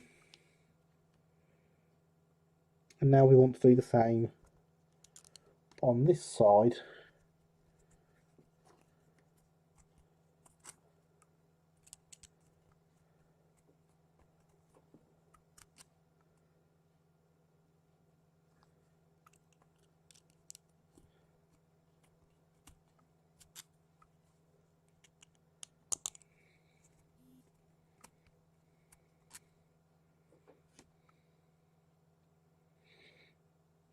Excellent, thank you. I see the link there. Much appreciated.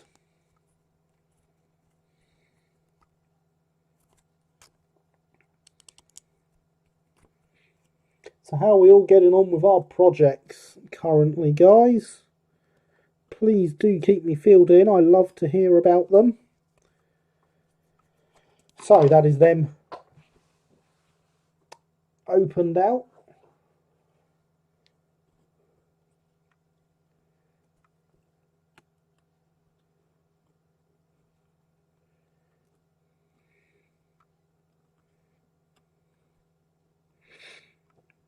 And we can drop the W irons in place.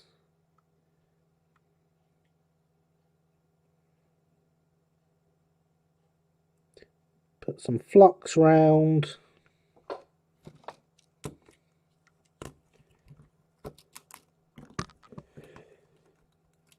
I'm taking a break from wiring as I'm tired. Fair enough. Speaking of EB models, they still sell the Brighton number plates. Not only do they still sell them, they have all been redrawn. The artwork is much better and the quality of them is amazing. Installed second emergency stop button for my layout. I approve of emergency stop buttons for layouts. Time for me to love you and leave you. Good night. Catch you all next week. Okay, thank you for coming, Paderborn. Has been great to have you here. Good night. Sleep well and all that jazz. Going well. The first LBSC 6-wheel brakes, complete body shell, which is drying. I'll attack the second one tomorrow. Excellent, Lenny. Excellent. I thought you were Minecrafting.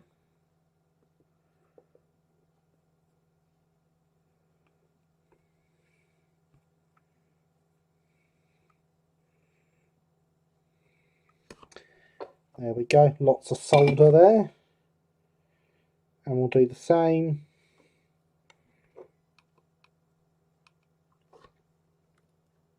on the other side.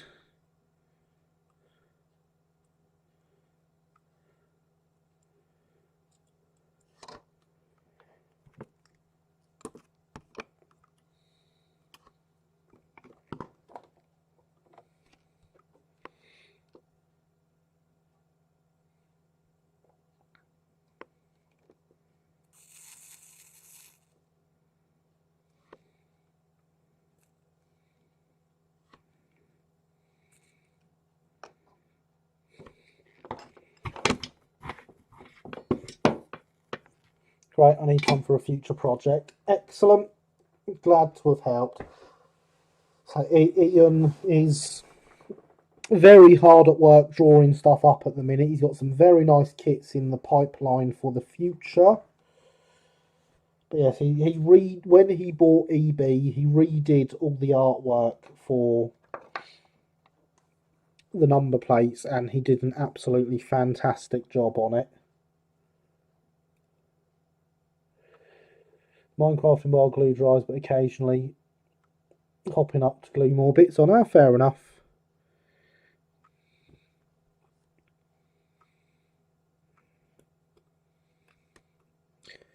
Genuinely tempted to open an Oak Hill Minecraft server when the new update drops.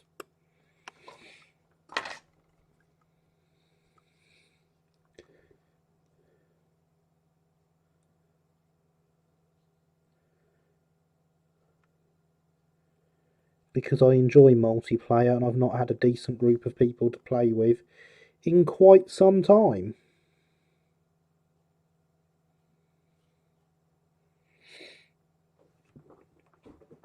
Finished 2 shunts, Put primer on a certain brake van. Now detailing my 140C. Very nice, Christopher. Very nice. Making some large headboards for my friend's grandma's steamroller. Oh, nice.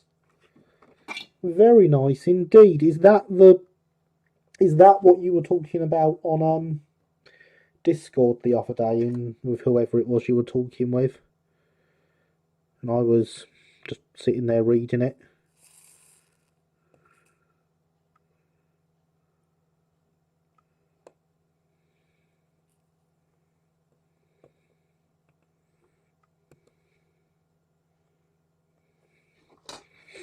There we go. If you like multiplayer, if you never tried Simulator Trains Extended. I don't think it's quite the... Put this one on backwards. Don't think it's quite the same as multiplayer Minecraft, if I'm being honest. But yes, I have. I believe I have it installed on this laptop. It might just be on the old one.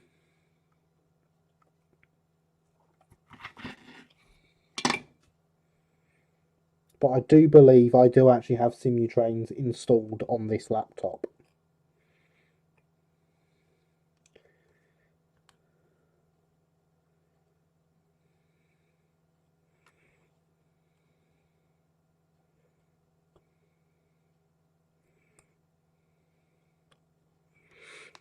And I hope you approve of having Simutrains installed.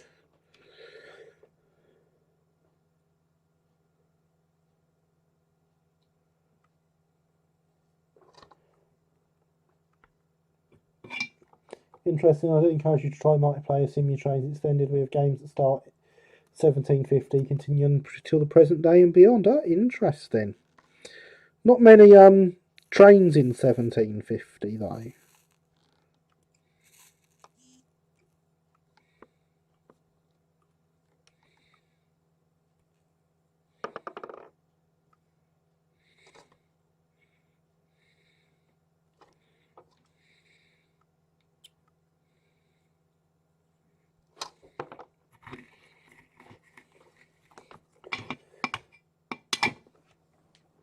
As a game decade tends to last a real world week, these games can last over a real world year. Wow, that's excellent.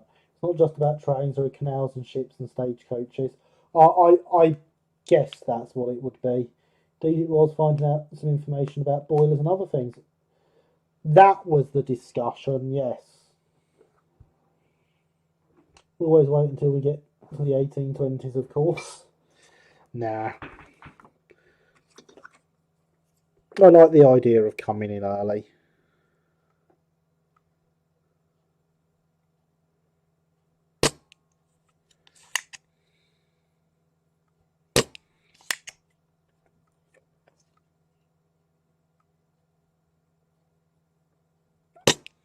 I think we've got enough of that off now that the bearing will fit back through the hole.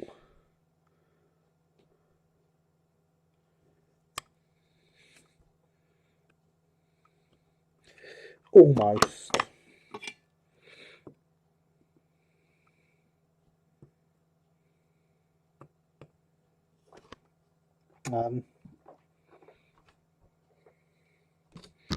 Where's me? There they are. I buried them under plastic hard.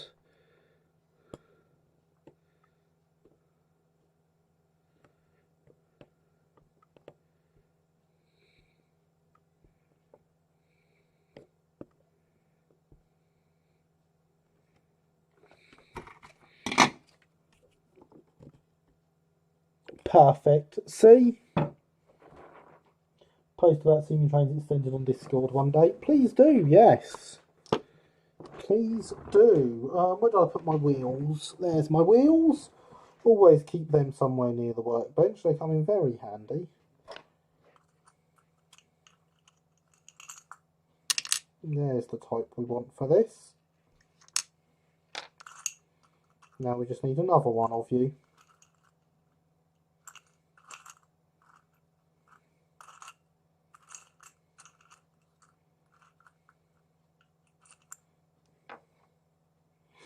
Your axle's loose, you're no good to me.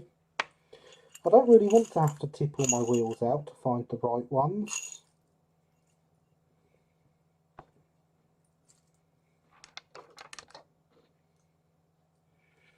There's the wheels I want.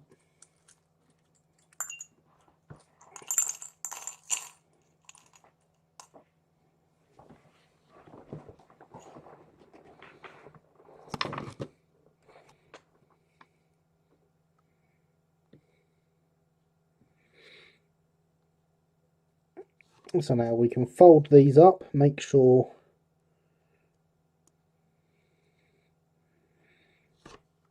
the wheel set fits.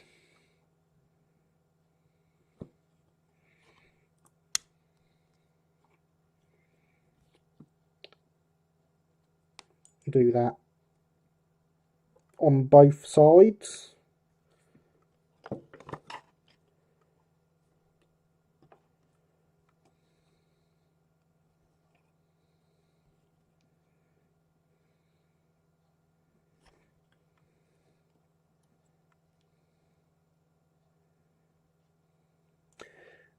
Which it does, so we can pop the wheel sets back out. Make sure these fold up to where we actually want them to.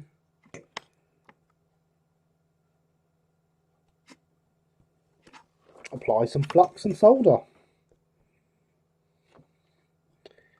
And so we'll just be soldering down along the bend, making sure that that bend then becomes solid and cannot bend anymore.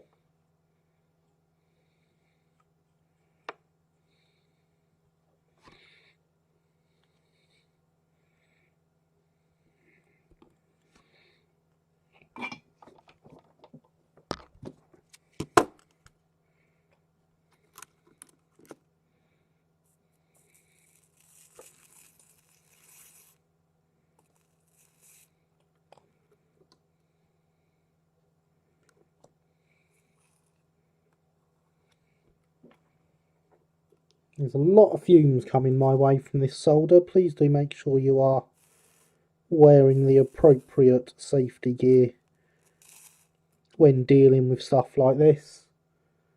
The fumes for flux and leaded solder are not your friends.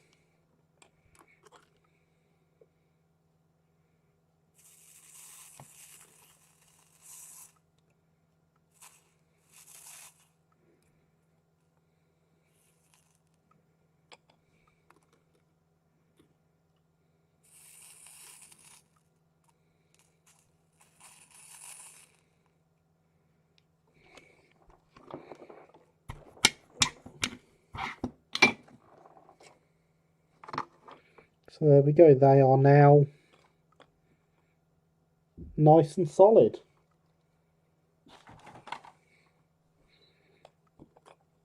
And we'll take our still very wet duster and just clean off the excess flux.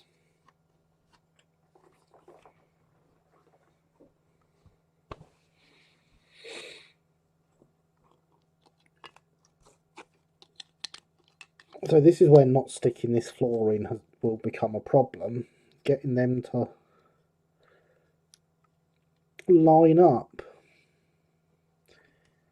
But ideally I want to be able to solder these in place.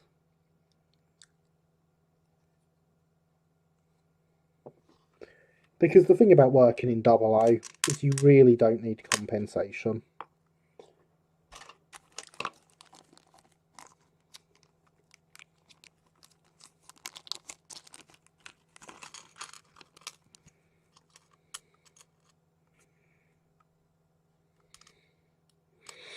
Well now, would you look at that? Despite it saying you need all these things, there's couplings and bearings in here.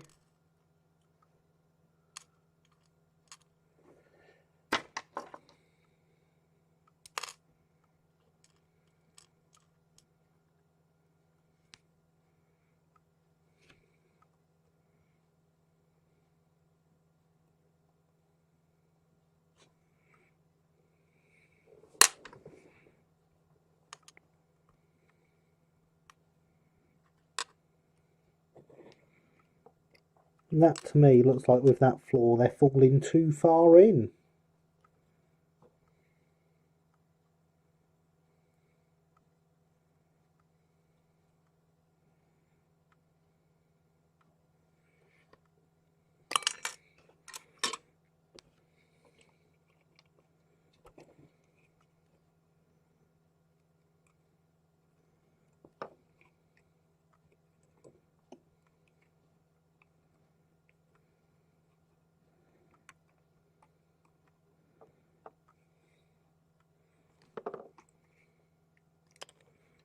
Let's clean them up and have a look, eh?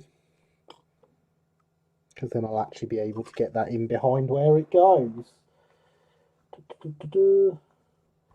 Good evening, Learning Double O Gauge. How are you? I hope you are well. You join us as we are doing a bit of white metaling as a slight change of plan to what we were supposed to be doing tonight.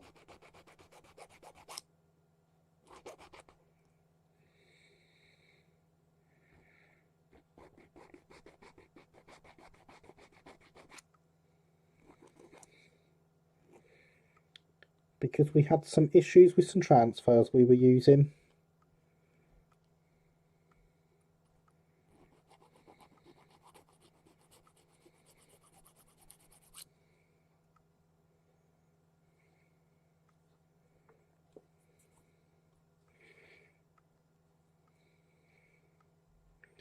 Yeah, that bit wants to come off completely. I did think so.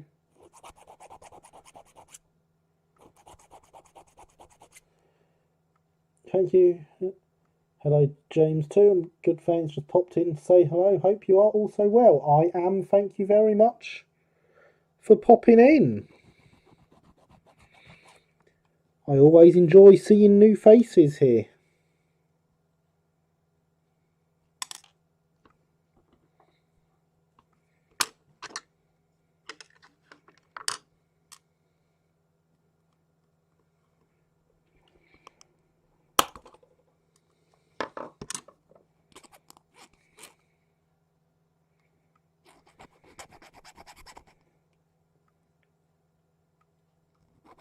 Even more so if they're the faces of people wanting to learn.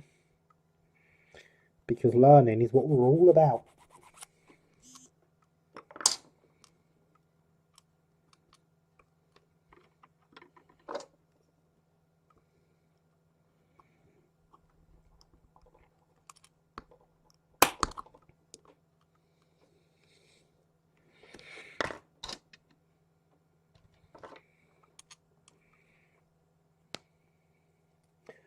Approve of popping in. I was waiting for a comment like that, James. Thank you for not disappointing me.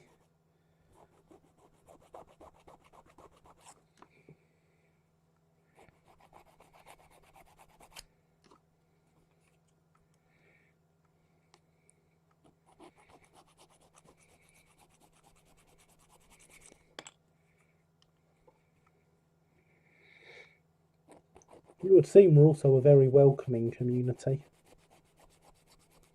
Prove of not disappointing people. Excellent, James. See? You never fail to not disappoint me. Does that make sense? I hope it makes sense. I am going to pop these into the H&A Models one because they look quite good. They're certainly better looking than the other ones I've got.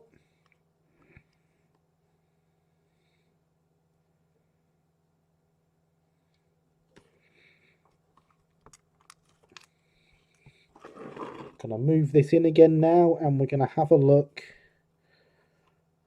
at how it all lines up.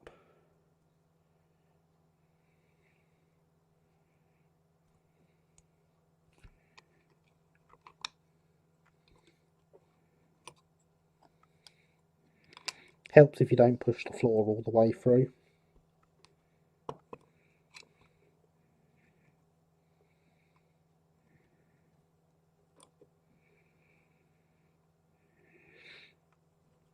So that goes through there, this goes behind here.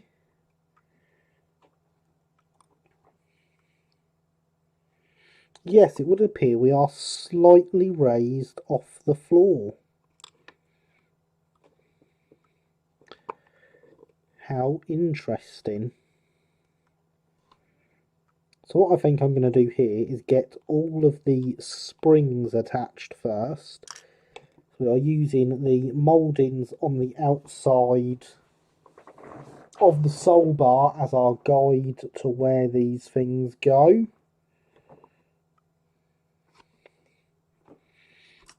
Going to give it a clean first, all the way along.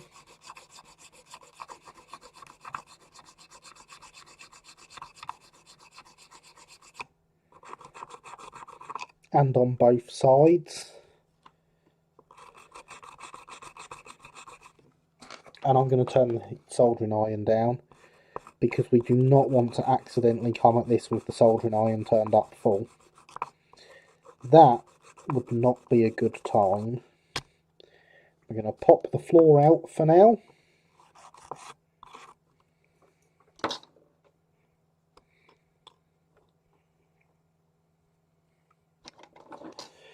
It's always better for people to be well appointed, I think. I agree. Well appointed is much better than disappointed.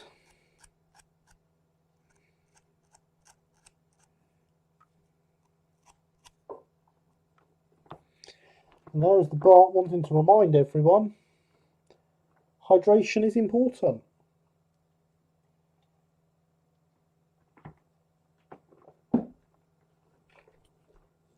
The bot is, of course, correct.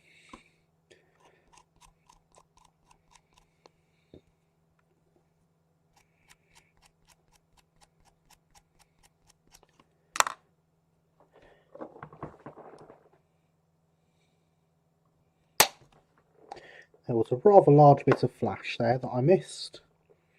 It's gone now.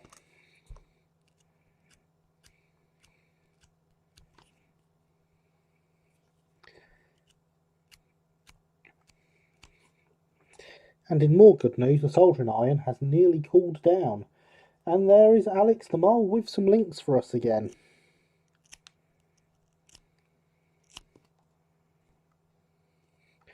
So thank you for that, Alex. It is very much appreciated.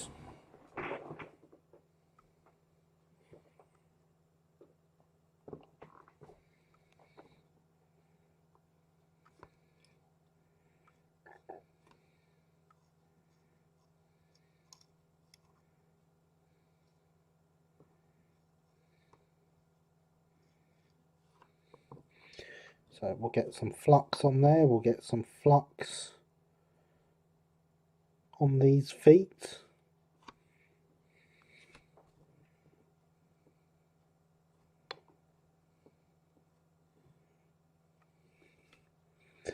And we'll get the line in the middle of there lined up with the centre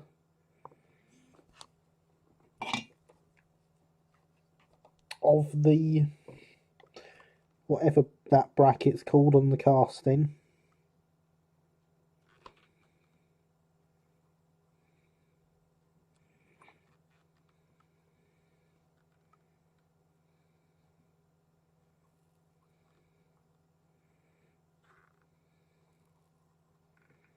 And we'll tack it in place. And then get a bit more solder in from behind.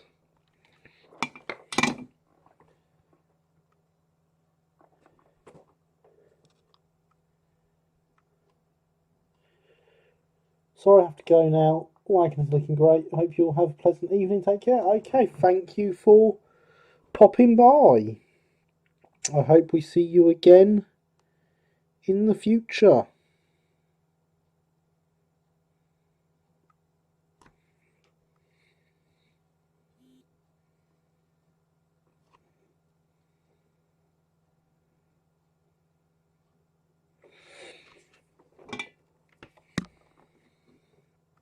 So again, for white metal soldering, cleanliness, flux, and low temperature ions are your friends.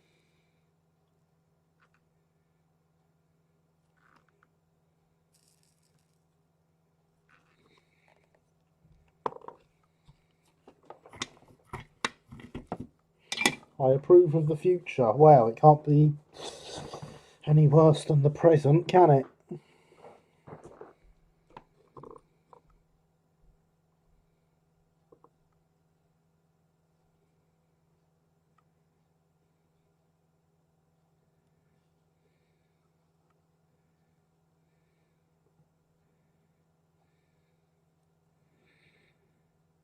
There are any number of inevitable things that I look forward to.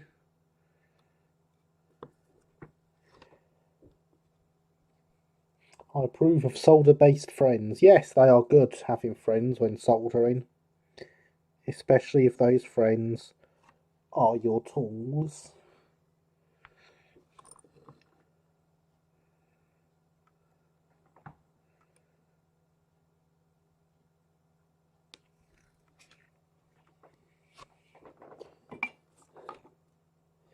Yes, it really can.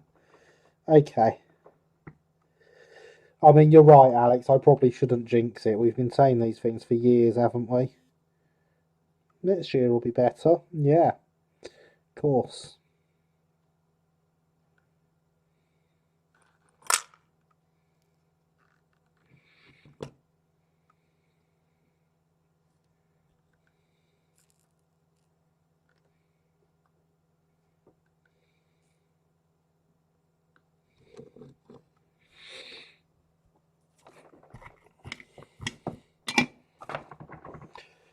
Okay then, Alex. How's this? There are many inevitable things I look forward to in the future that can only improve the world, such as the inevitable heat death of the sun. But in the future, the Oak Hill builds will be spoken of like Fabergé eggs. Oh, if only.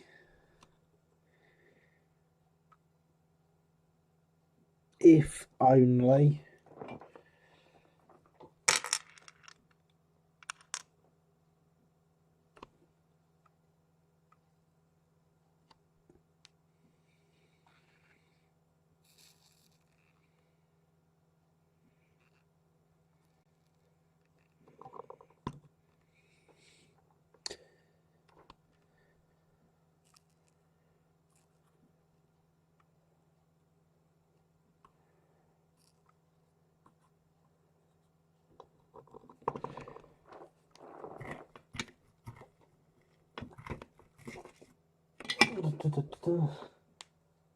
Universe. Sun is going to explode past Mars. Indeed. Still filing flash off that. That's brilliant. Well, that's a lot of flash that you're filing off, and thank you. I am rather happy with how this wagon has gone.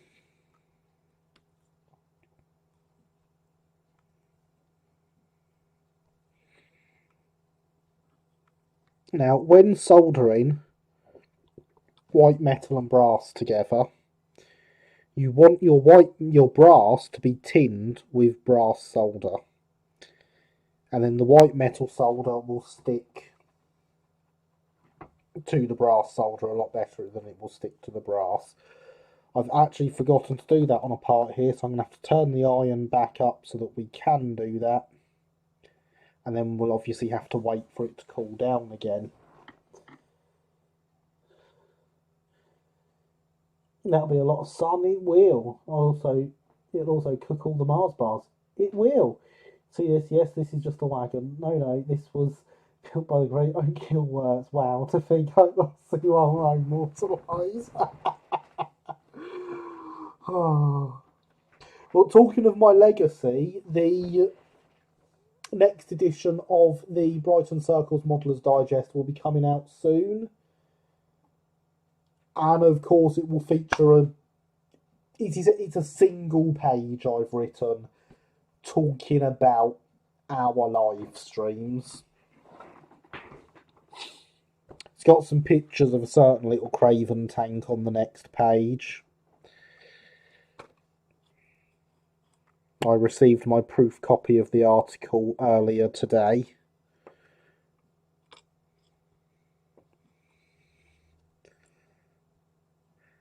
And I do believe that there are at least 2 other members of the Oak Hill community that I know are in the upcoming digest. So please do make sure when it comes out you grab it. It's free, it's downloadable from the Brighton Circle website, lbscr.org. I will, of course, when it comes out, add a chat command to get a download link to it, because why wouldn't I? Javier's interest peaked there. Is that the mention of a certain Craven tank, was it?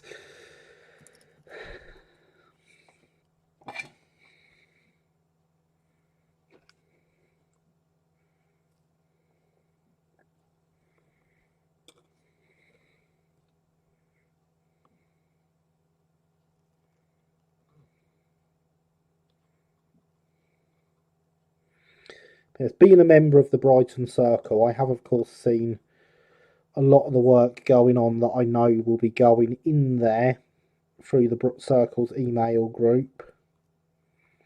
So there's going to be a lot of nice stuff in this upcoming issue. My single page will go barely noticed. But it's nice to be in there again.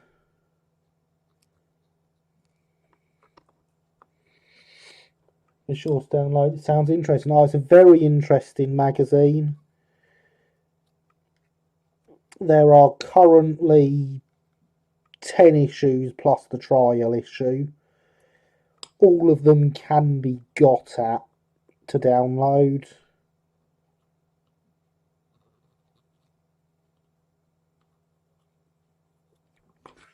And they make for very nice reading. Especially the ones I'm in. The layout's been in it in the past, so anyone that wants to see the layout in it. I can't remember what issue I was in though.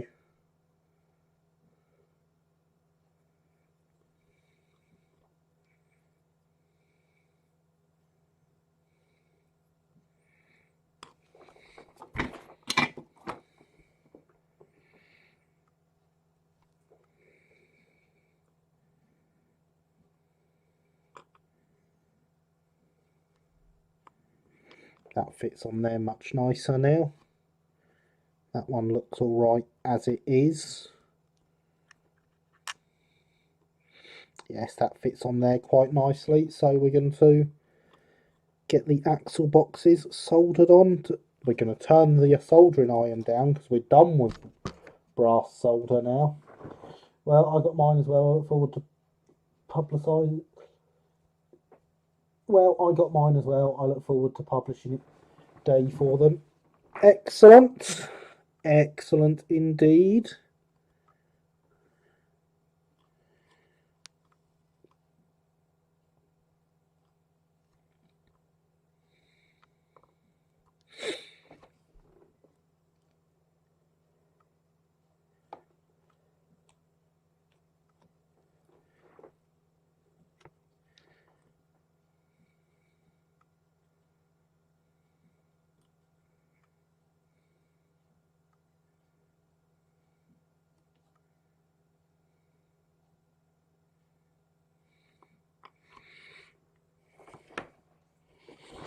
Not for my own thing, of course. I have to do something special for Eric one of these days for that.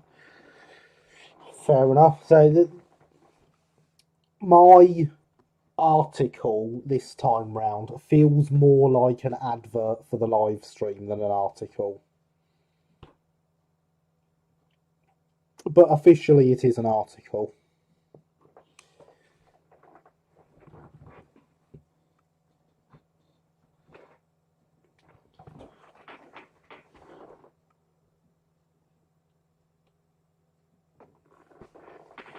The thing to remember, of course, is Eric does watch these live streams.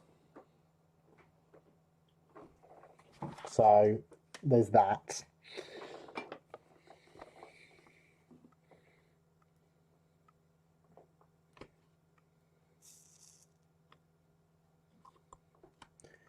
You would not believe the level of excitement I reached when he told me he watches these live streams.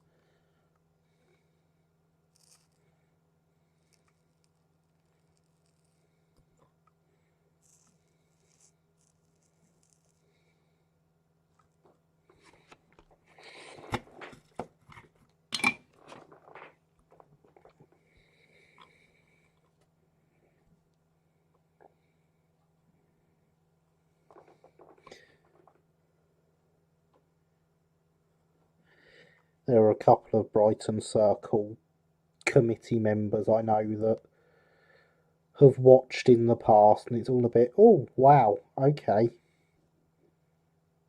That's impressive.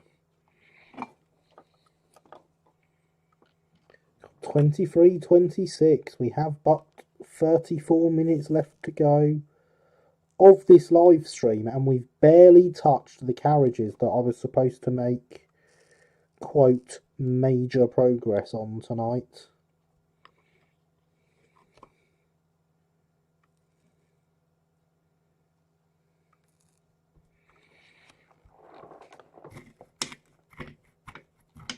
And there is a link to the Discord from the bot.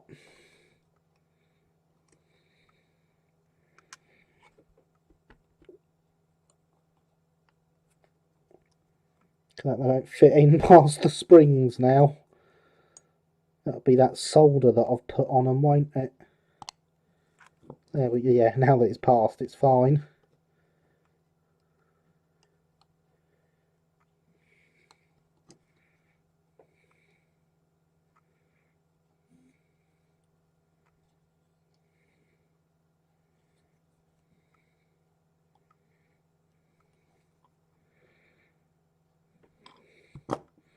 That one needs a little bit of filing.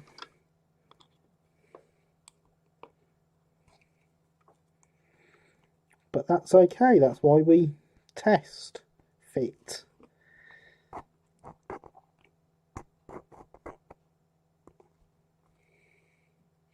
Understand it's hard to get material together when I really only have the renders to show. Indeed, yes. I can imagine.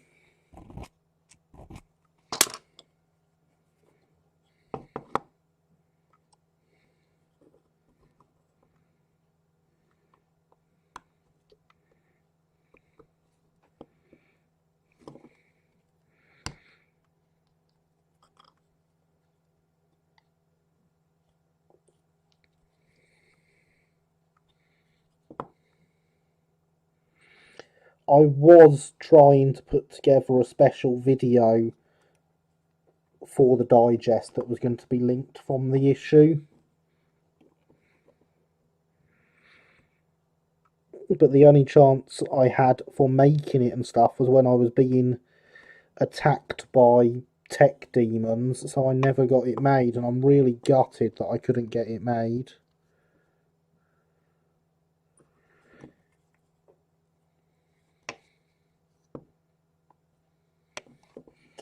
Right, those are fine. Let's get some flux on.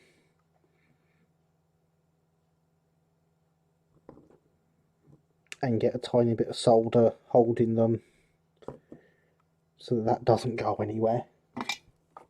Disapprove of tech demons, as do I, James. It was not a fun time.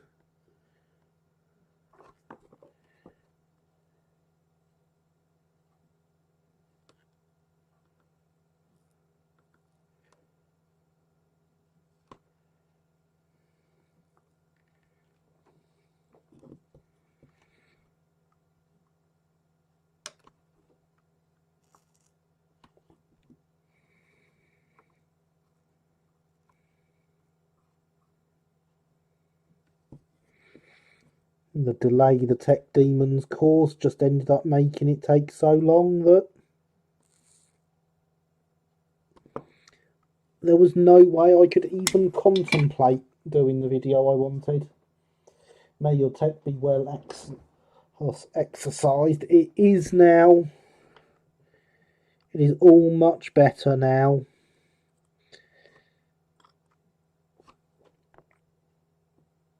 So I'm hoping I can still put together a special video for a future edition of the digest.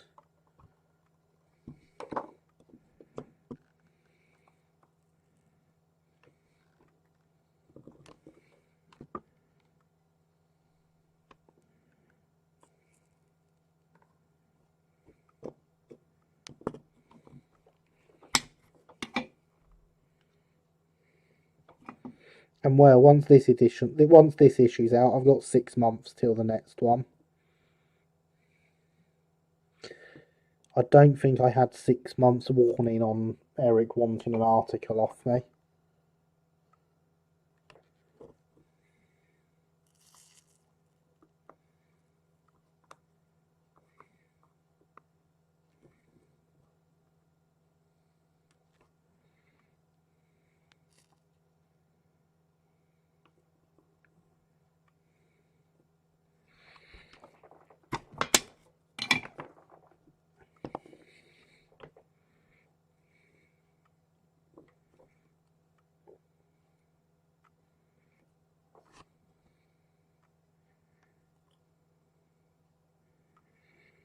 And they both fit wonderfully.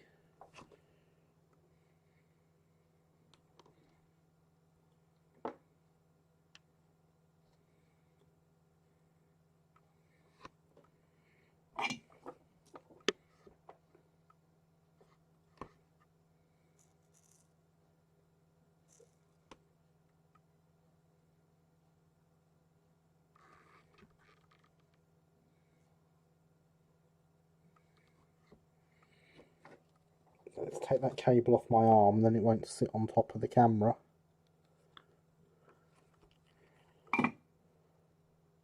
Wonderfully is the best way of things fitting. Indeed, James, I quite agree.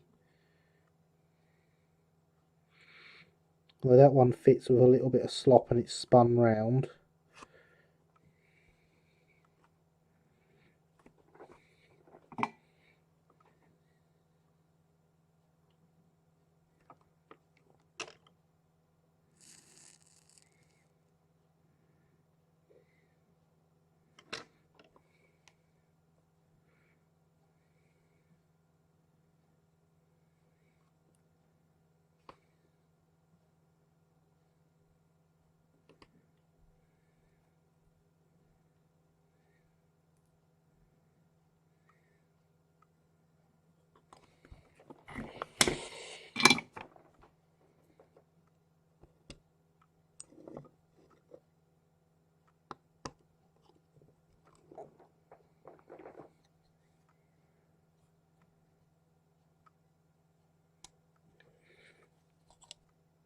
That side fits like it's meant to. This side looks like it needs a bit of a attack with the file.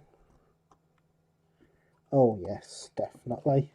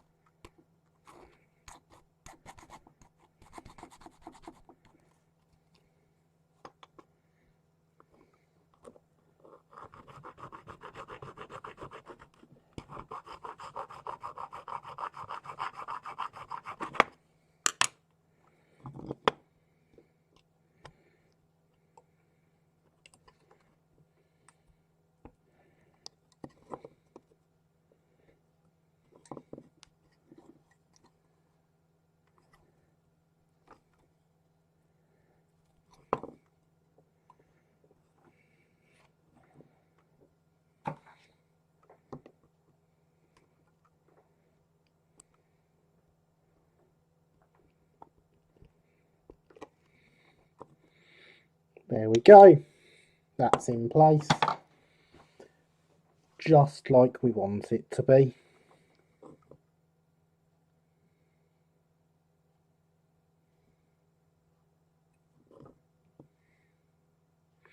So I'm putting a lot of trust in these castings being the right size at the moment, aren't I?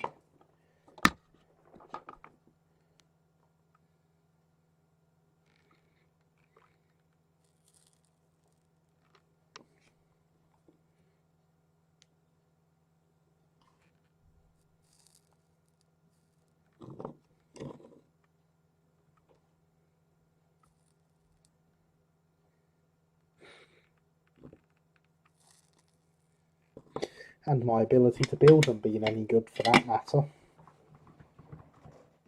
Right, so that is that. The only thing left to do to this wagon is pop the wheels in so we can get the brake on.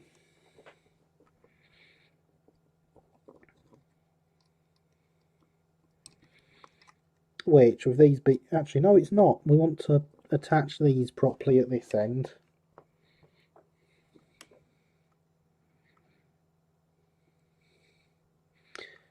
Silly me.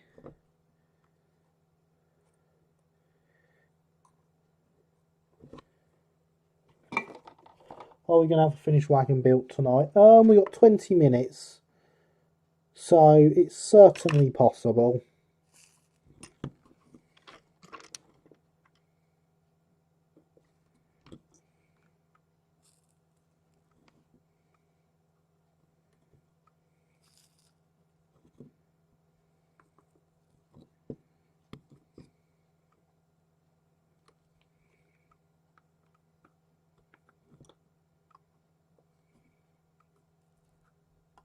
I've just soldered the wrong one there, haven't I? What's the point in soldering the one that's already been soldered, eh?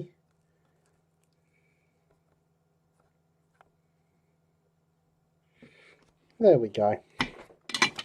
That'll hold them in place.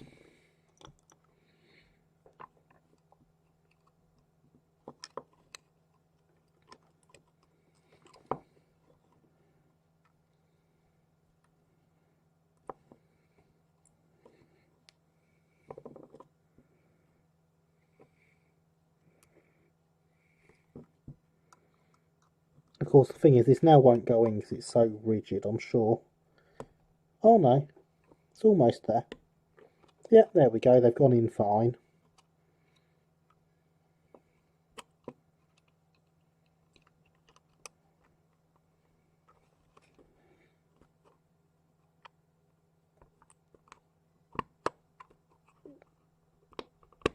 And that wheel I've just pushed out on the axle, that's fine. We have a back-to-back gauge.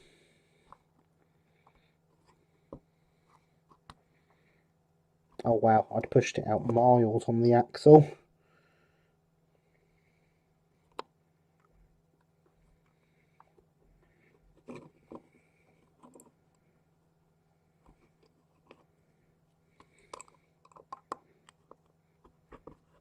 That one's alright though, I've not damaged that one. Well, I've finished the outer framework, just all the steps and floors to do now. Well, that sounds like a good start.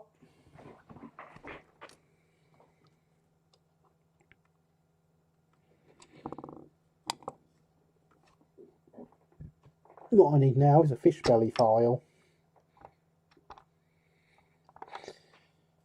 That's the fish belly file.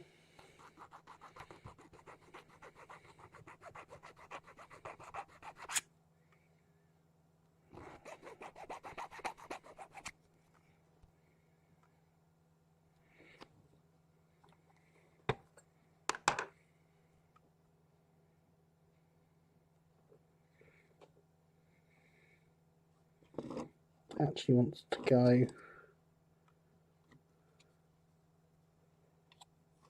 like that. That's rather annoying.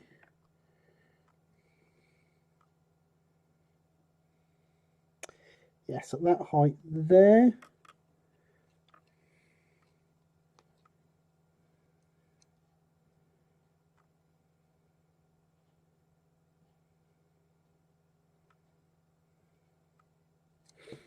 Right, that looks simple enough.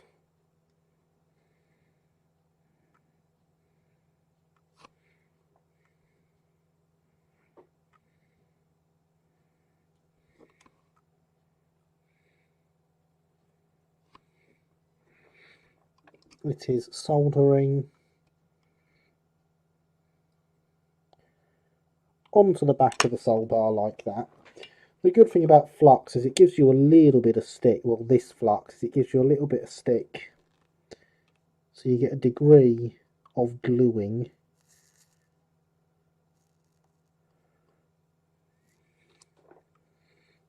To hold everything in place whilst you tack it all together.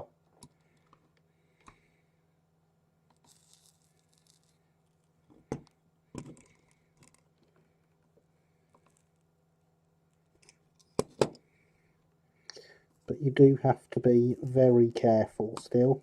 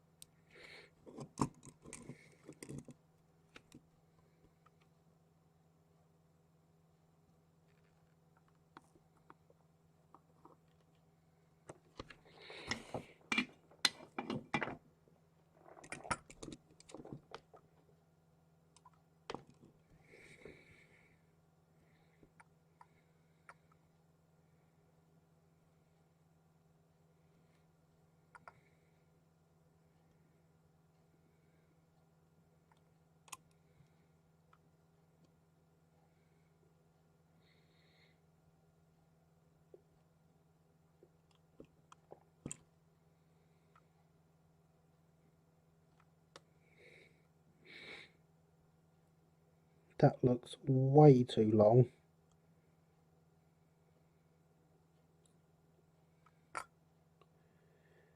Definitely it's going up there on the picture. But the handle here is sticking out past the end of the wagon, which it definitely shouldn't be.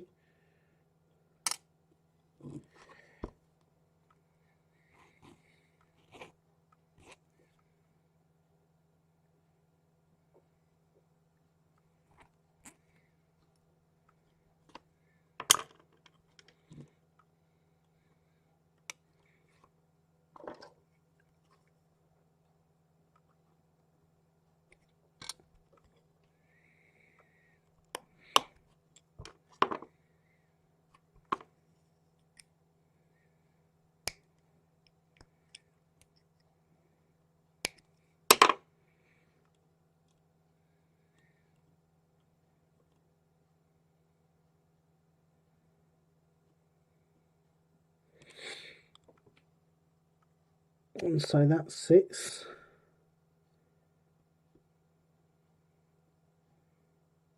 there for that bit.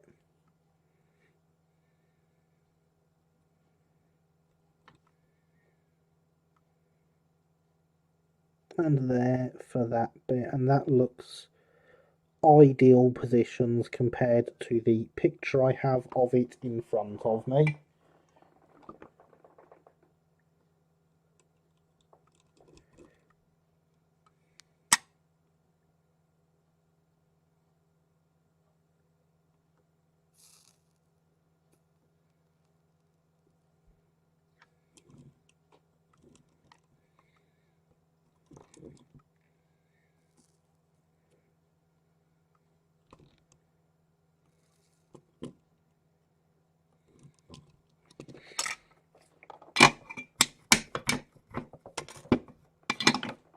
So now I can turn that soldering iron off,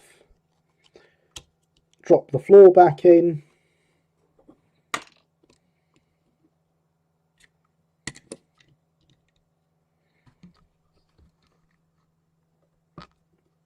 and there's our finished wagon. I should point out that this end, they are next to each other. They line up perfect together. That is how much smaller this wagon is.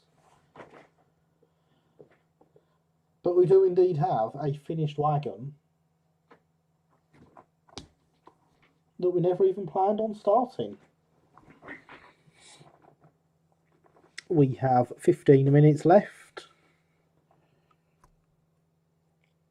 So let's move our soldering equipment out of the way.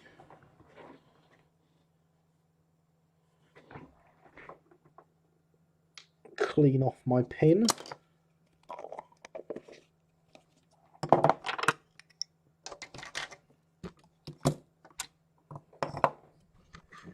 That's great, thank you. So I'm very happy with it.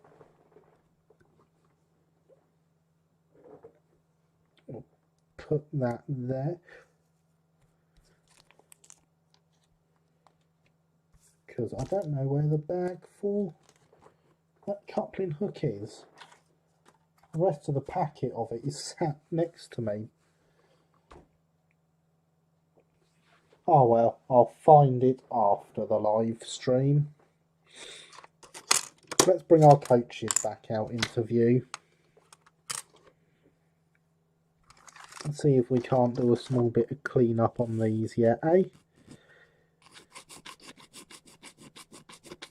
The filler is still quite soft, so I'm glad I didn't go near it earlier.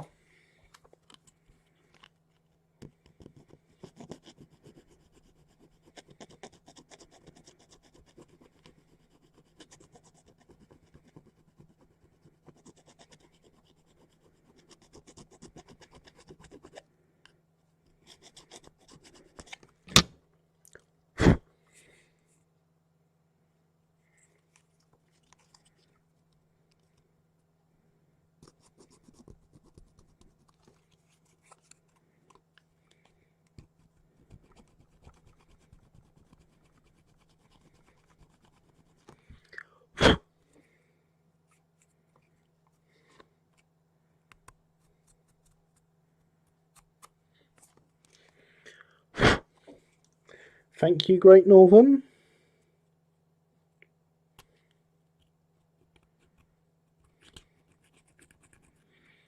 Very happy with how that build went.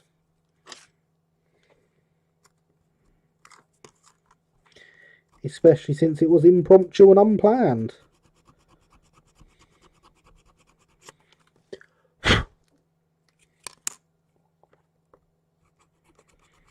I mean, I don't think it could have been impromptu and planned, to be honest. Or planned and impromptu, for that matter.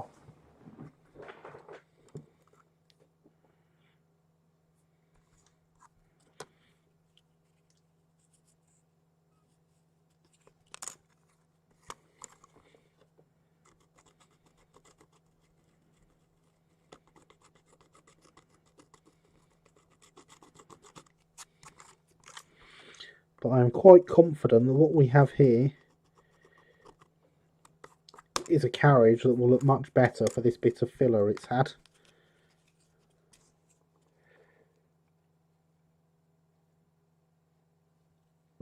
The finished PO wagon looks really nice. Thank you, Linny.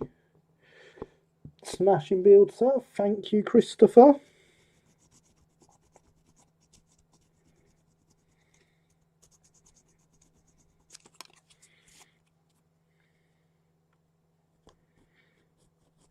Tell you what, it feels like a proper Oak Hill stream, this one.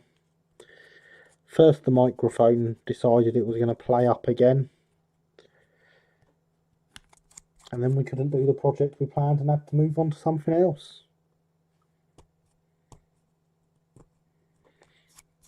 Perfect, eh? Just how things go here. Wouldn't have it any other way. Okay, maybe I would. That's not the point.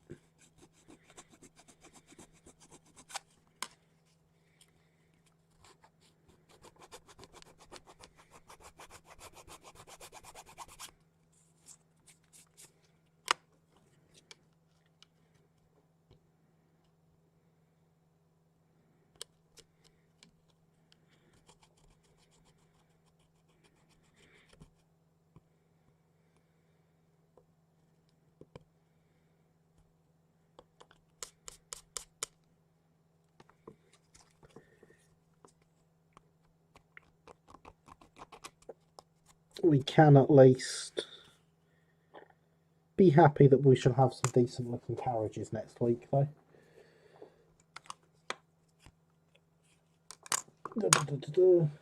Surely it can't be a proper 8 kill stream if at least one Streamlabs crash in the first 2 hours. That's a good point, James, but of course now that my internet has been fixed, I would imagine that we shan't be having any more Streamlabs dropouts, thankfully. For my first time here, I've really enjoyed the stream. That is absolutely fantastic to hear. I am really glad you have enjoyed the stream. I recommend trying soldering, as do I. Solder greater than epoxy for white metal or brass. Indeed it is. Approve of decent looking carriages. Thank you, James, as do I. And so does Linny.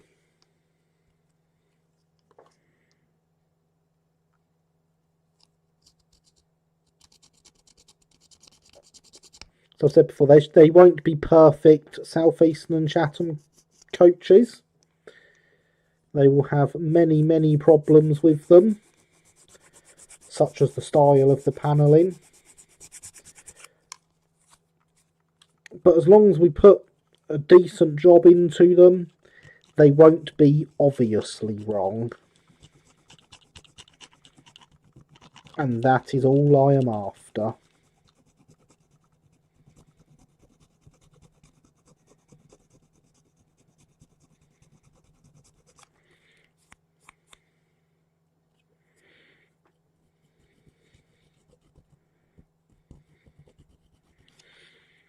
And of course, if I'm at a show one day using them and someone asks me if they're the D&S kits, that'll be just the best.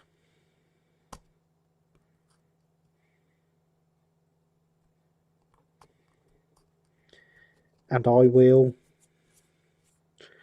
direct them to the April 1985 edition of Railway Modeler, where this article for this conversion came from.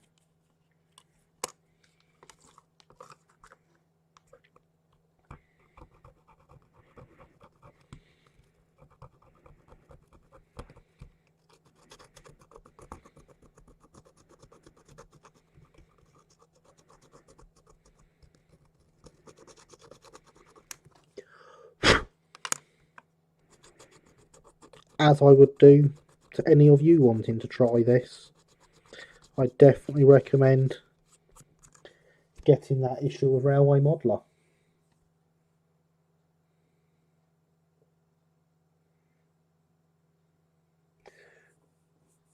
Perfect better than imperfect, indeed.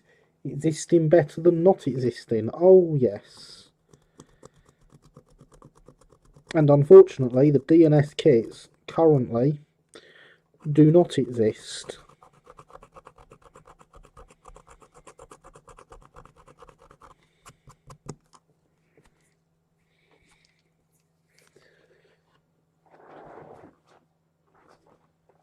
A lot of these parts are thinner than matchsticks.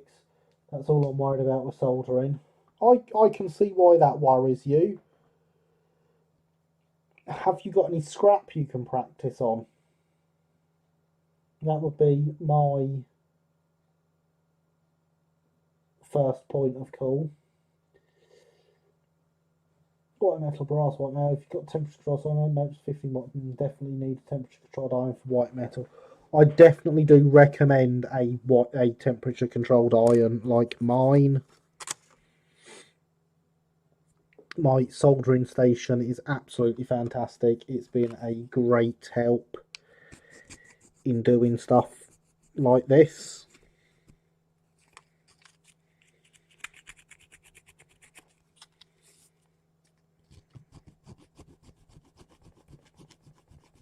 For those that don't remember, it was actually an anonymous donation to the channel, and I definitely didn't work out who had sent it before even opening it because of what they'd put as my name.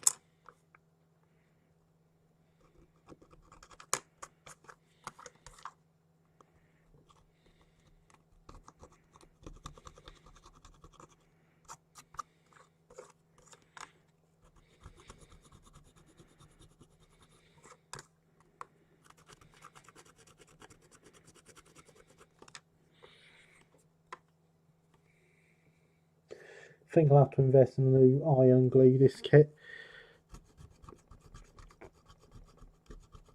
I think glue will work. There is nothing wrong with it. I have white metal kits that I have glued that have lasted many years.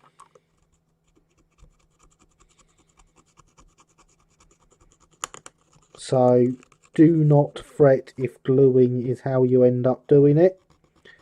But I would definitely recommend learning to white metal solder and getting a temperature controlled iron to do so. Although I do know people that do it without temperature controlled irons. So by doing it, non-controlled iron may well melt the white metal. It's certainly possible.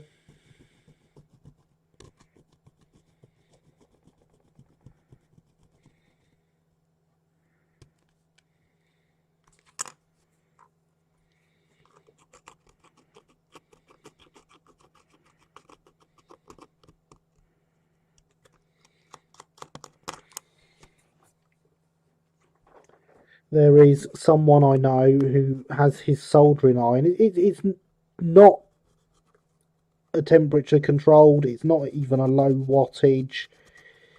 It is just a basic soldering iron. And the way he uses it for white metal soldering is he has a plank of wood with the plug socket in it, and then there's a dimmer switch with the cable going out to another plug socket, and he just turns the dimmer switch down to adjust his iron.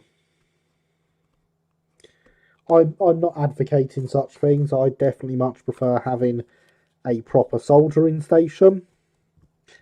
That is just one thing I have seen done.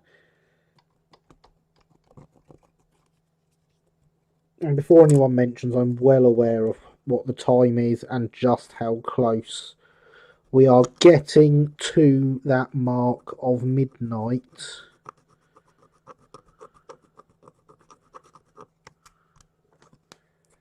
I make it 2 minutes to.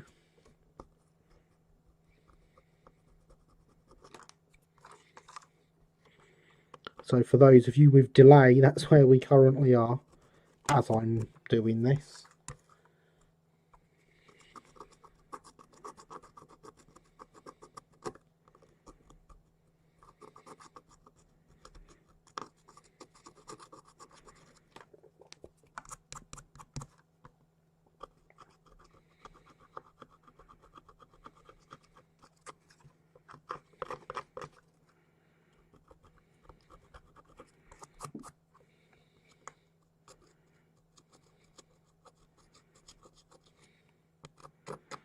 But there we go, that's them two done.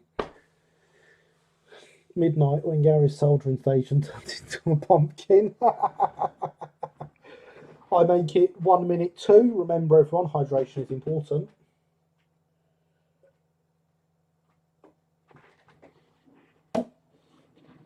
And so I would like to thank everyone for coming tonight. We have now reached the end of the live stream. It's been absolutely fantastic. We have made some progress on the carriages, not as much as we would have liked because of the transfer issues, but we have instead managed to build an entire wagon. It was great to be able to show some white metal soldering to someone new. It has been fantastic to see new faces and returning faces here this evening, along with all my regulars. So, yes, that is that for tonight. Remember, there will be a proper video this Tuesday. It will be the 009 layout. There will be the review of this live stream on Thursday, and then we will be back here next Sunday, 9 PM UK time, for the next Let's Build Live. So I'd like to thank you all for watching. I have been Gary, this has been Let's Build, and you have been absolutely fantastic. Thank you. and good night.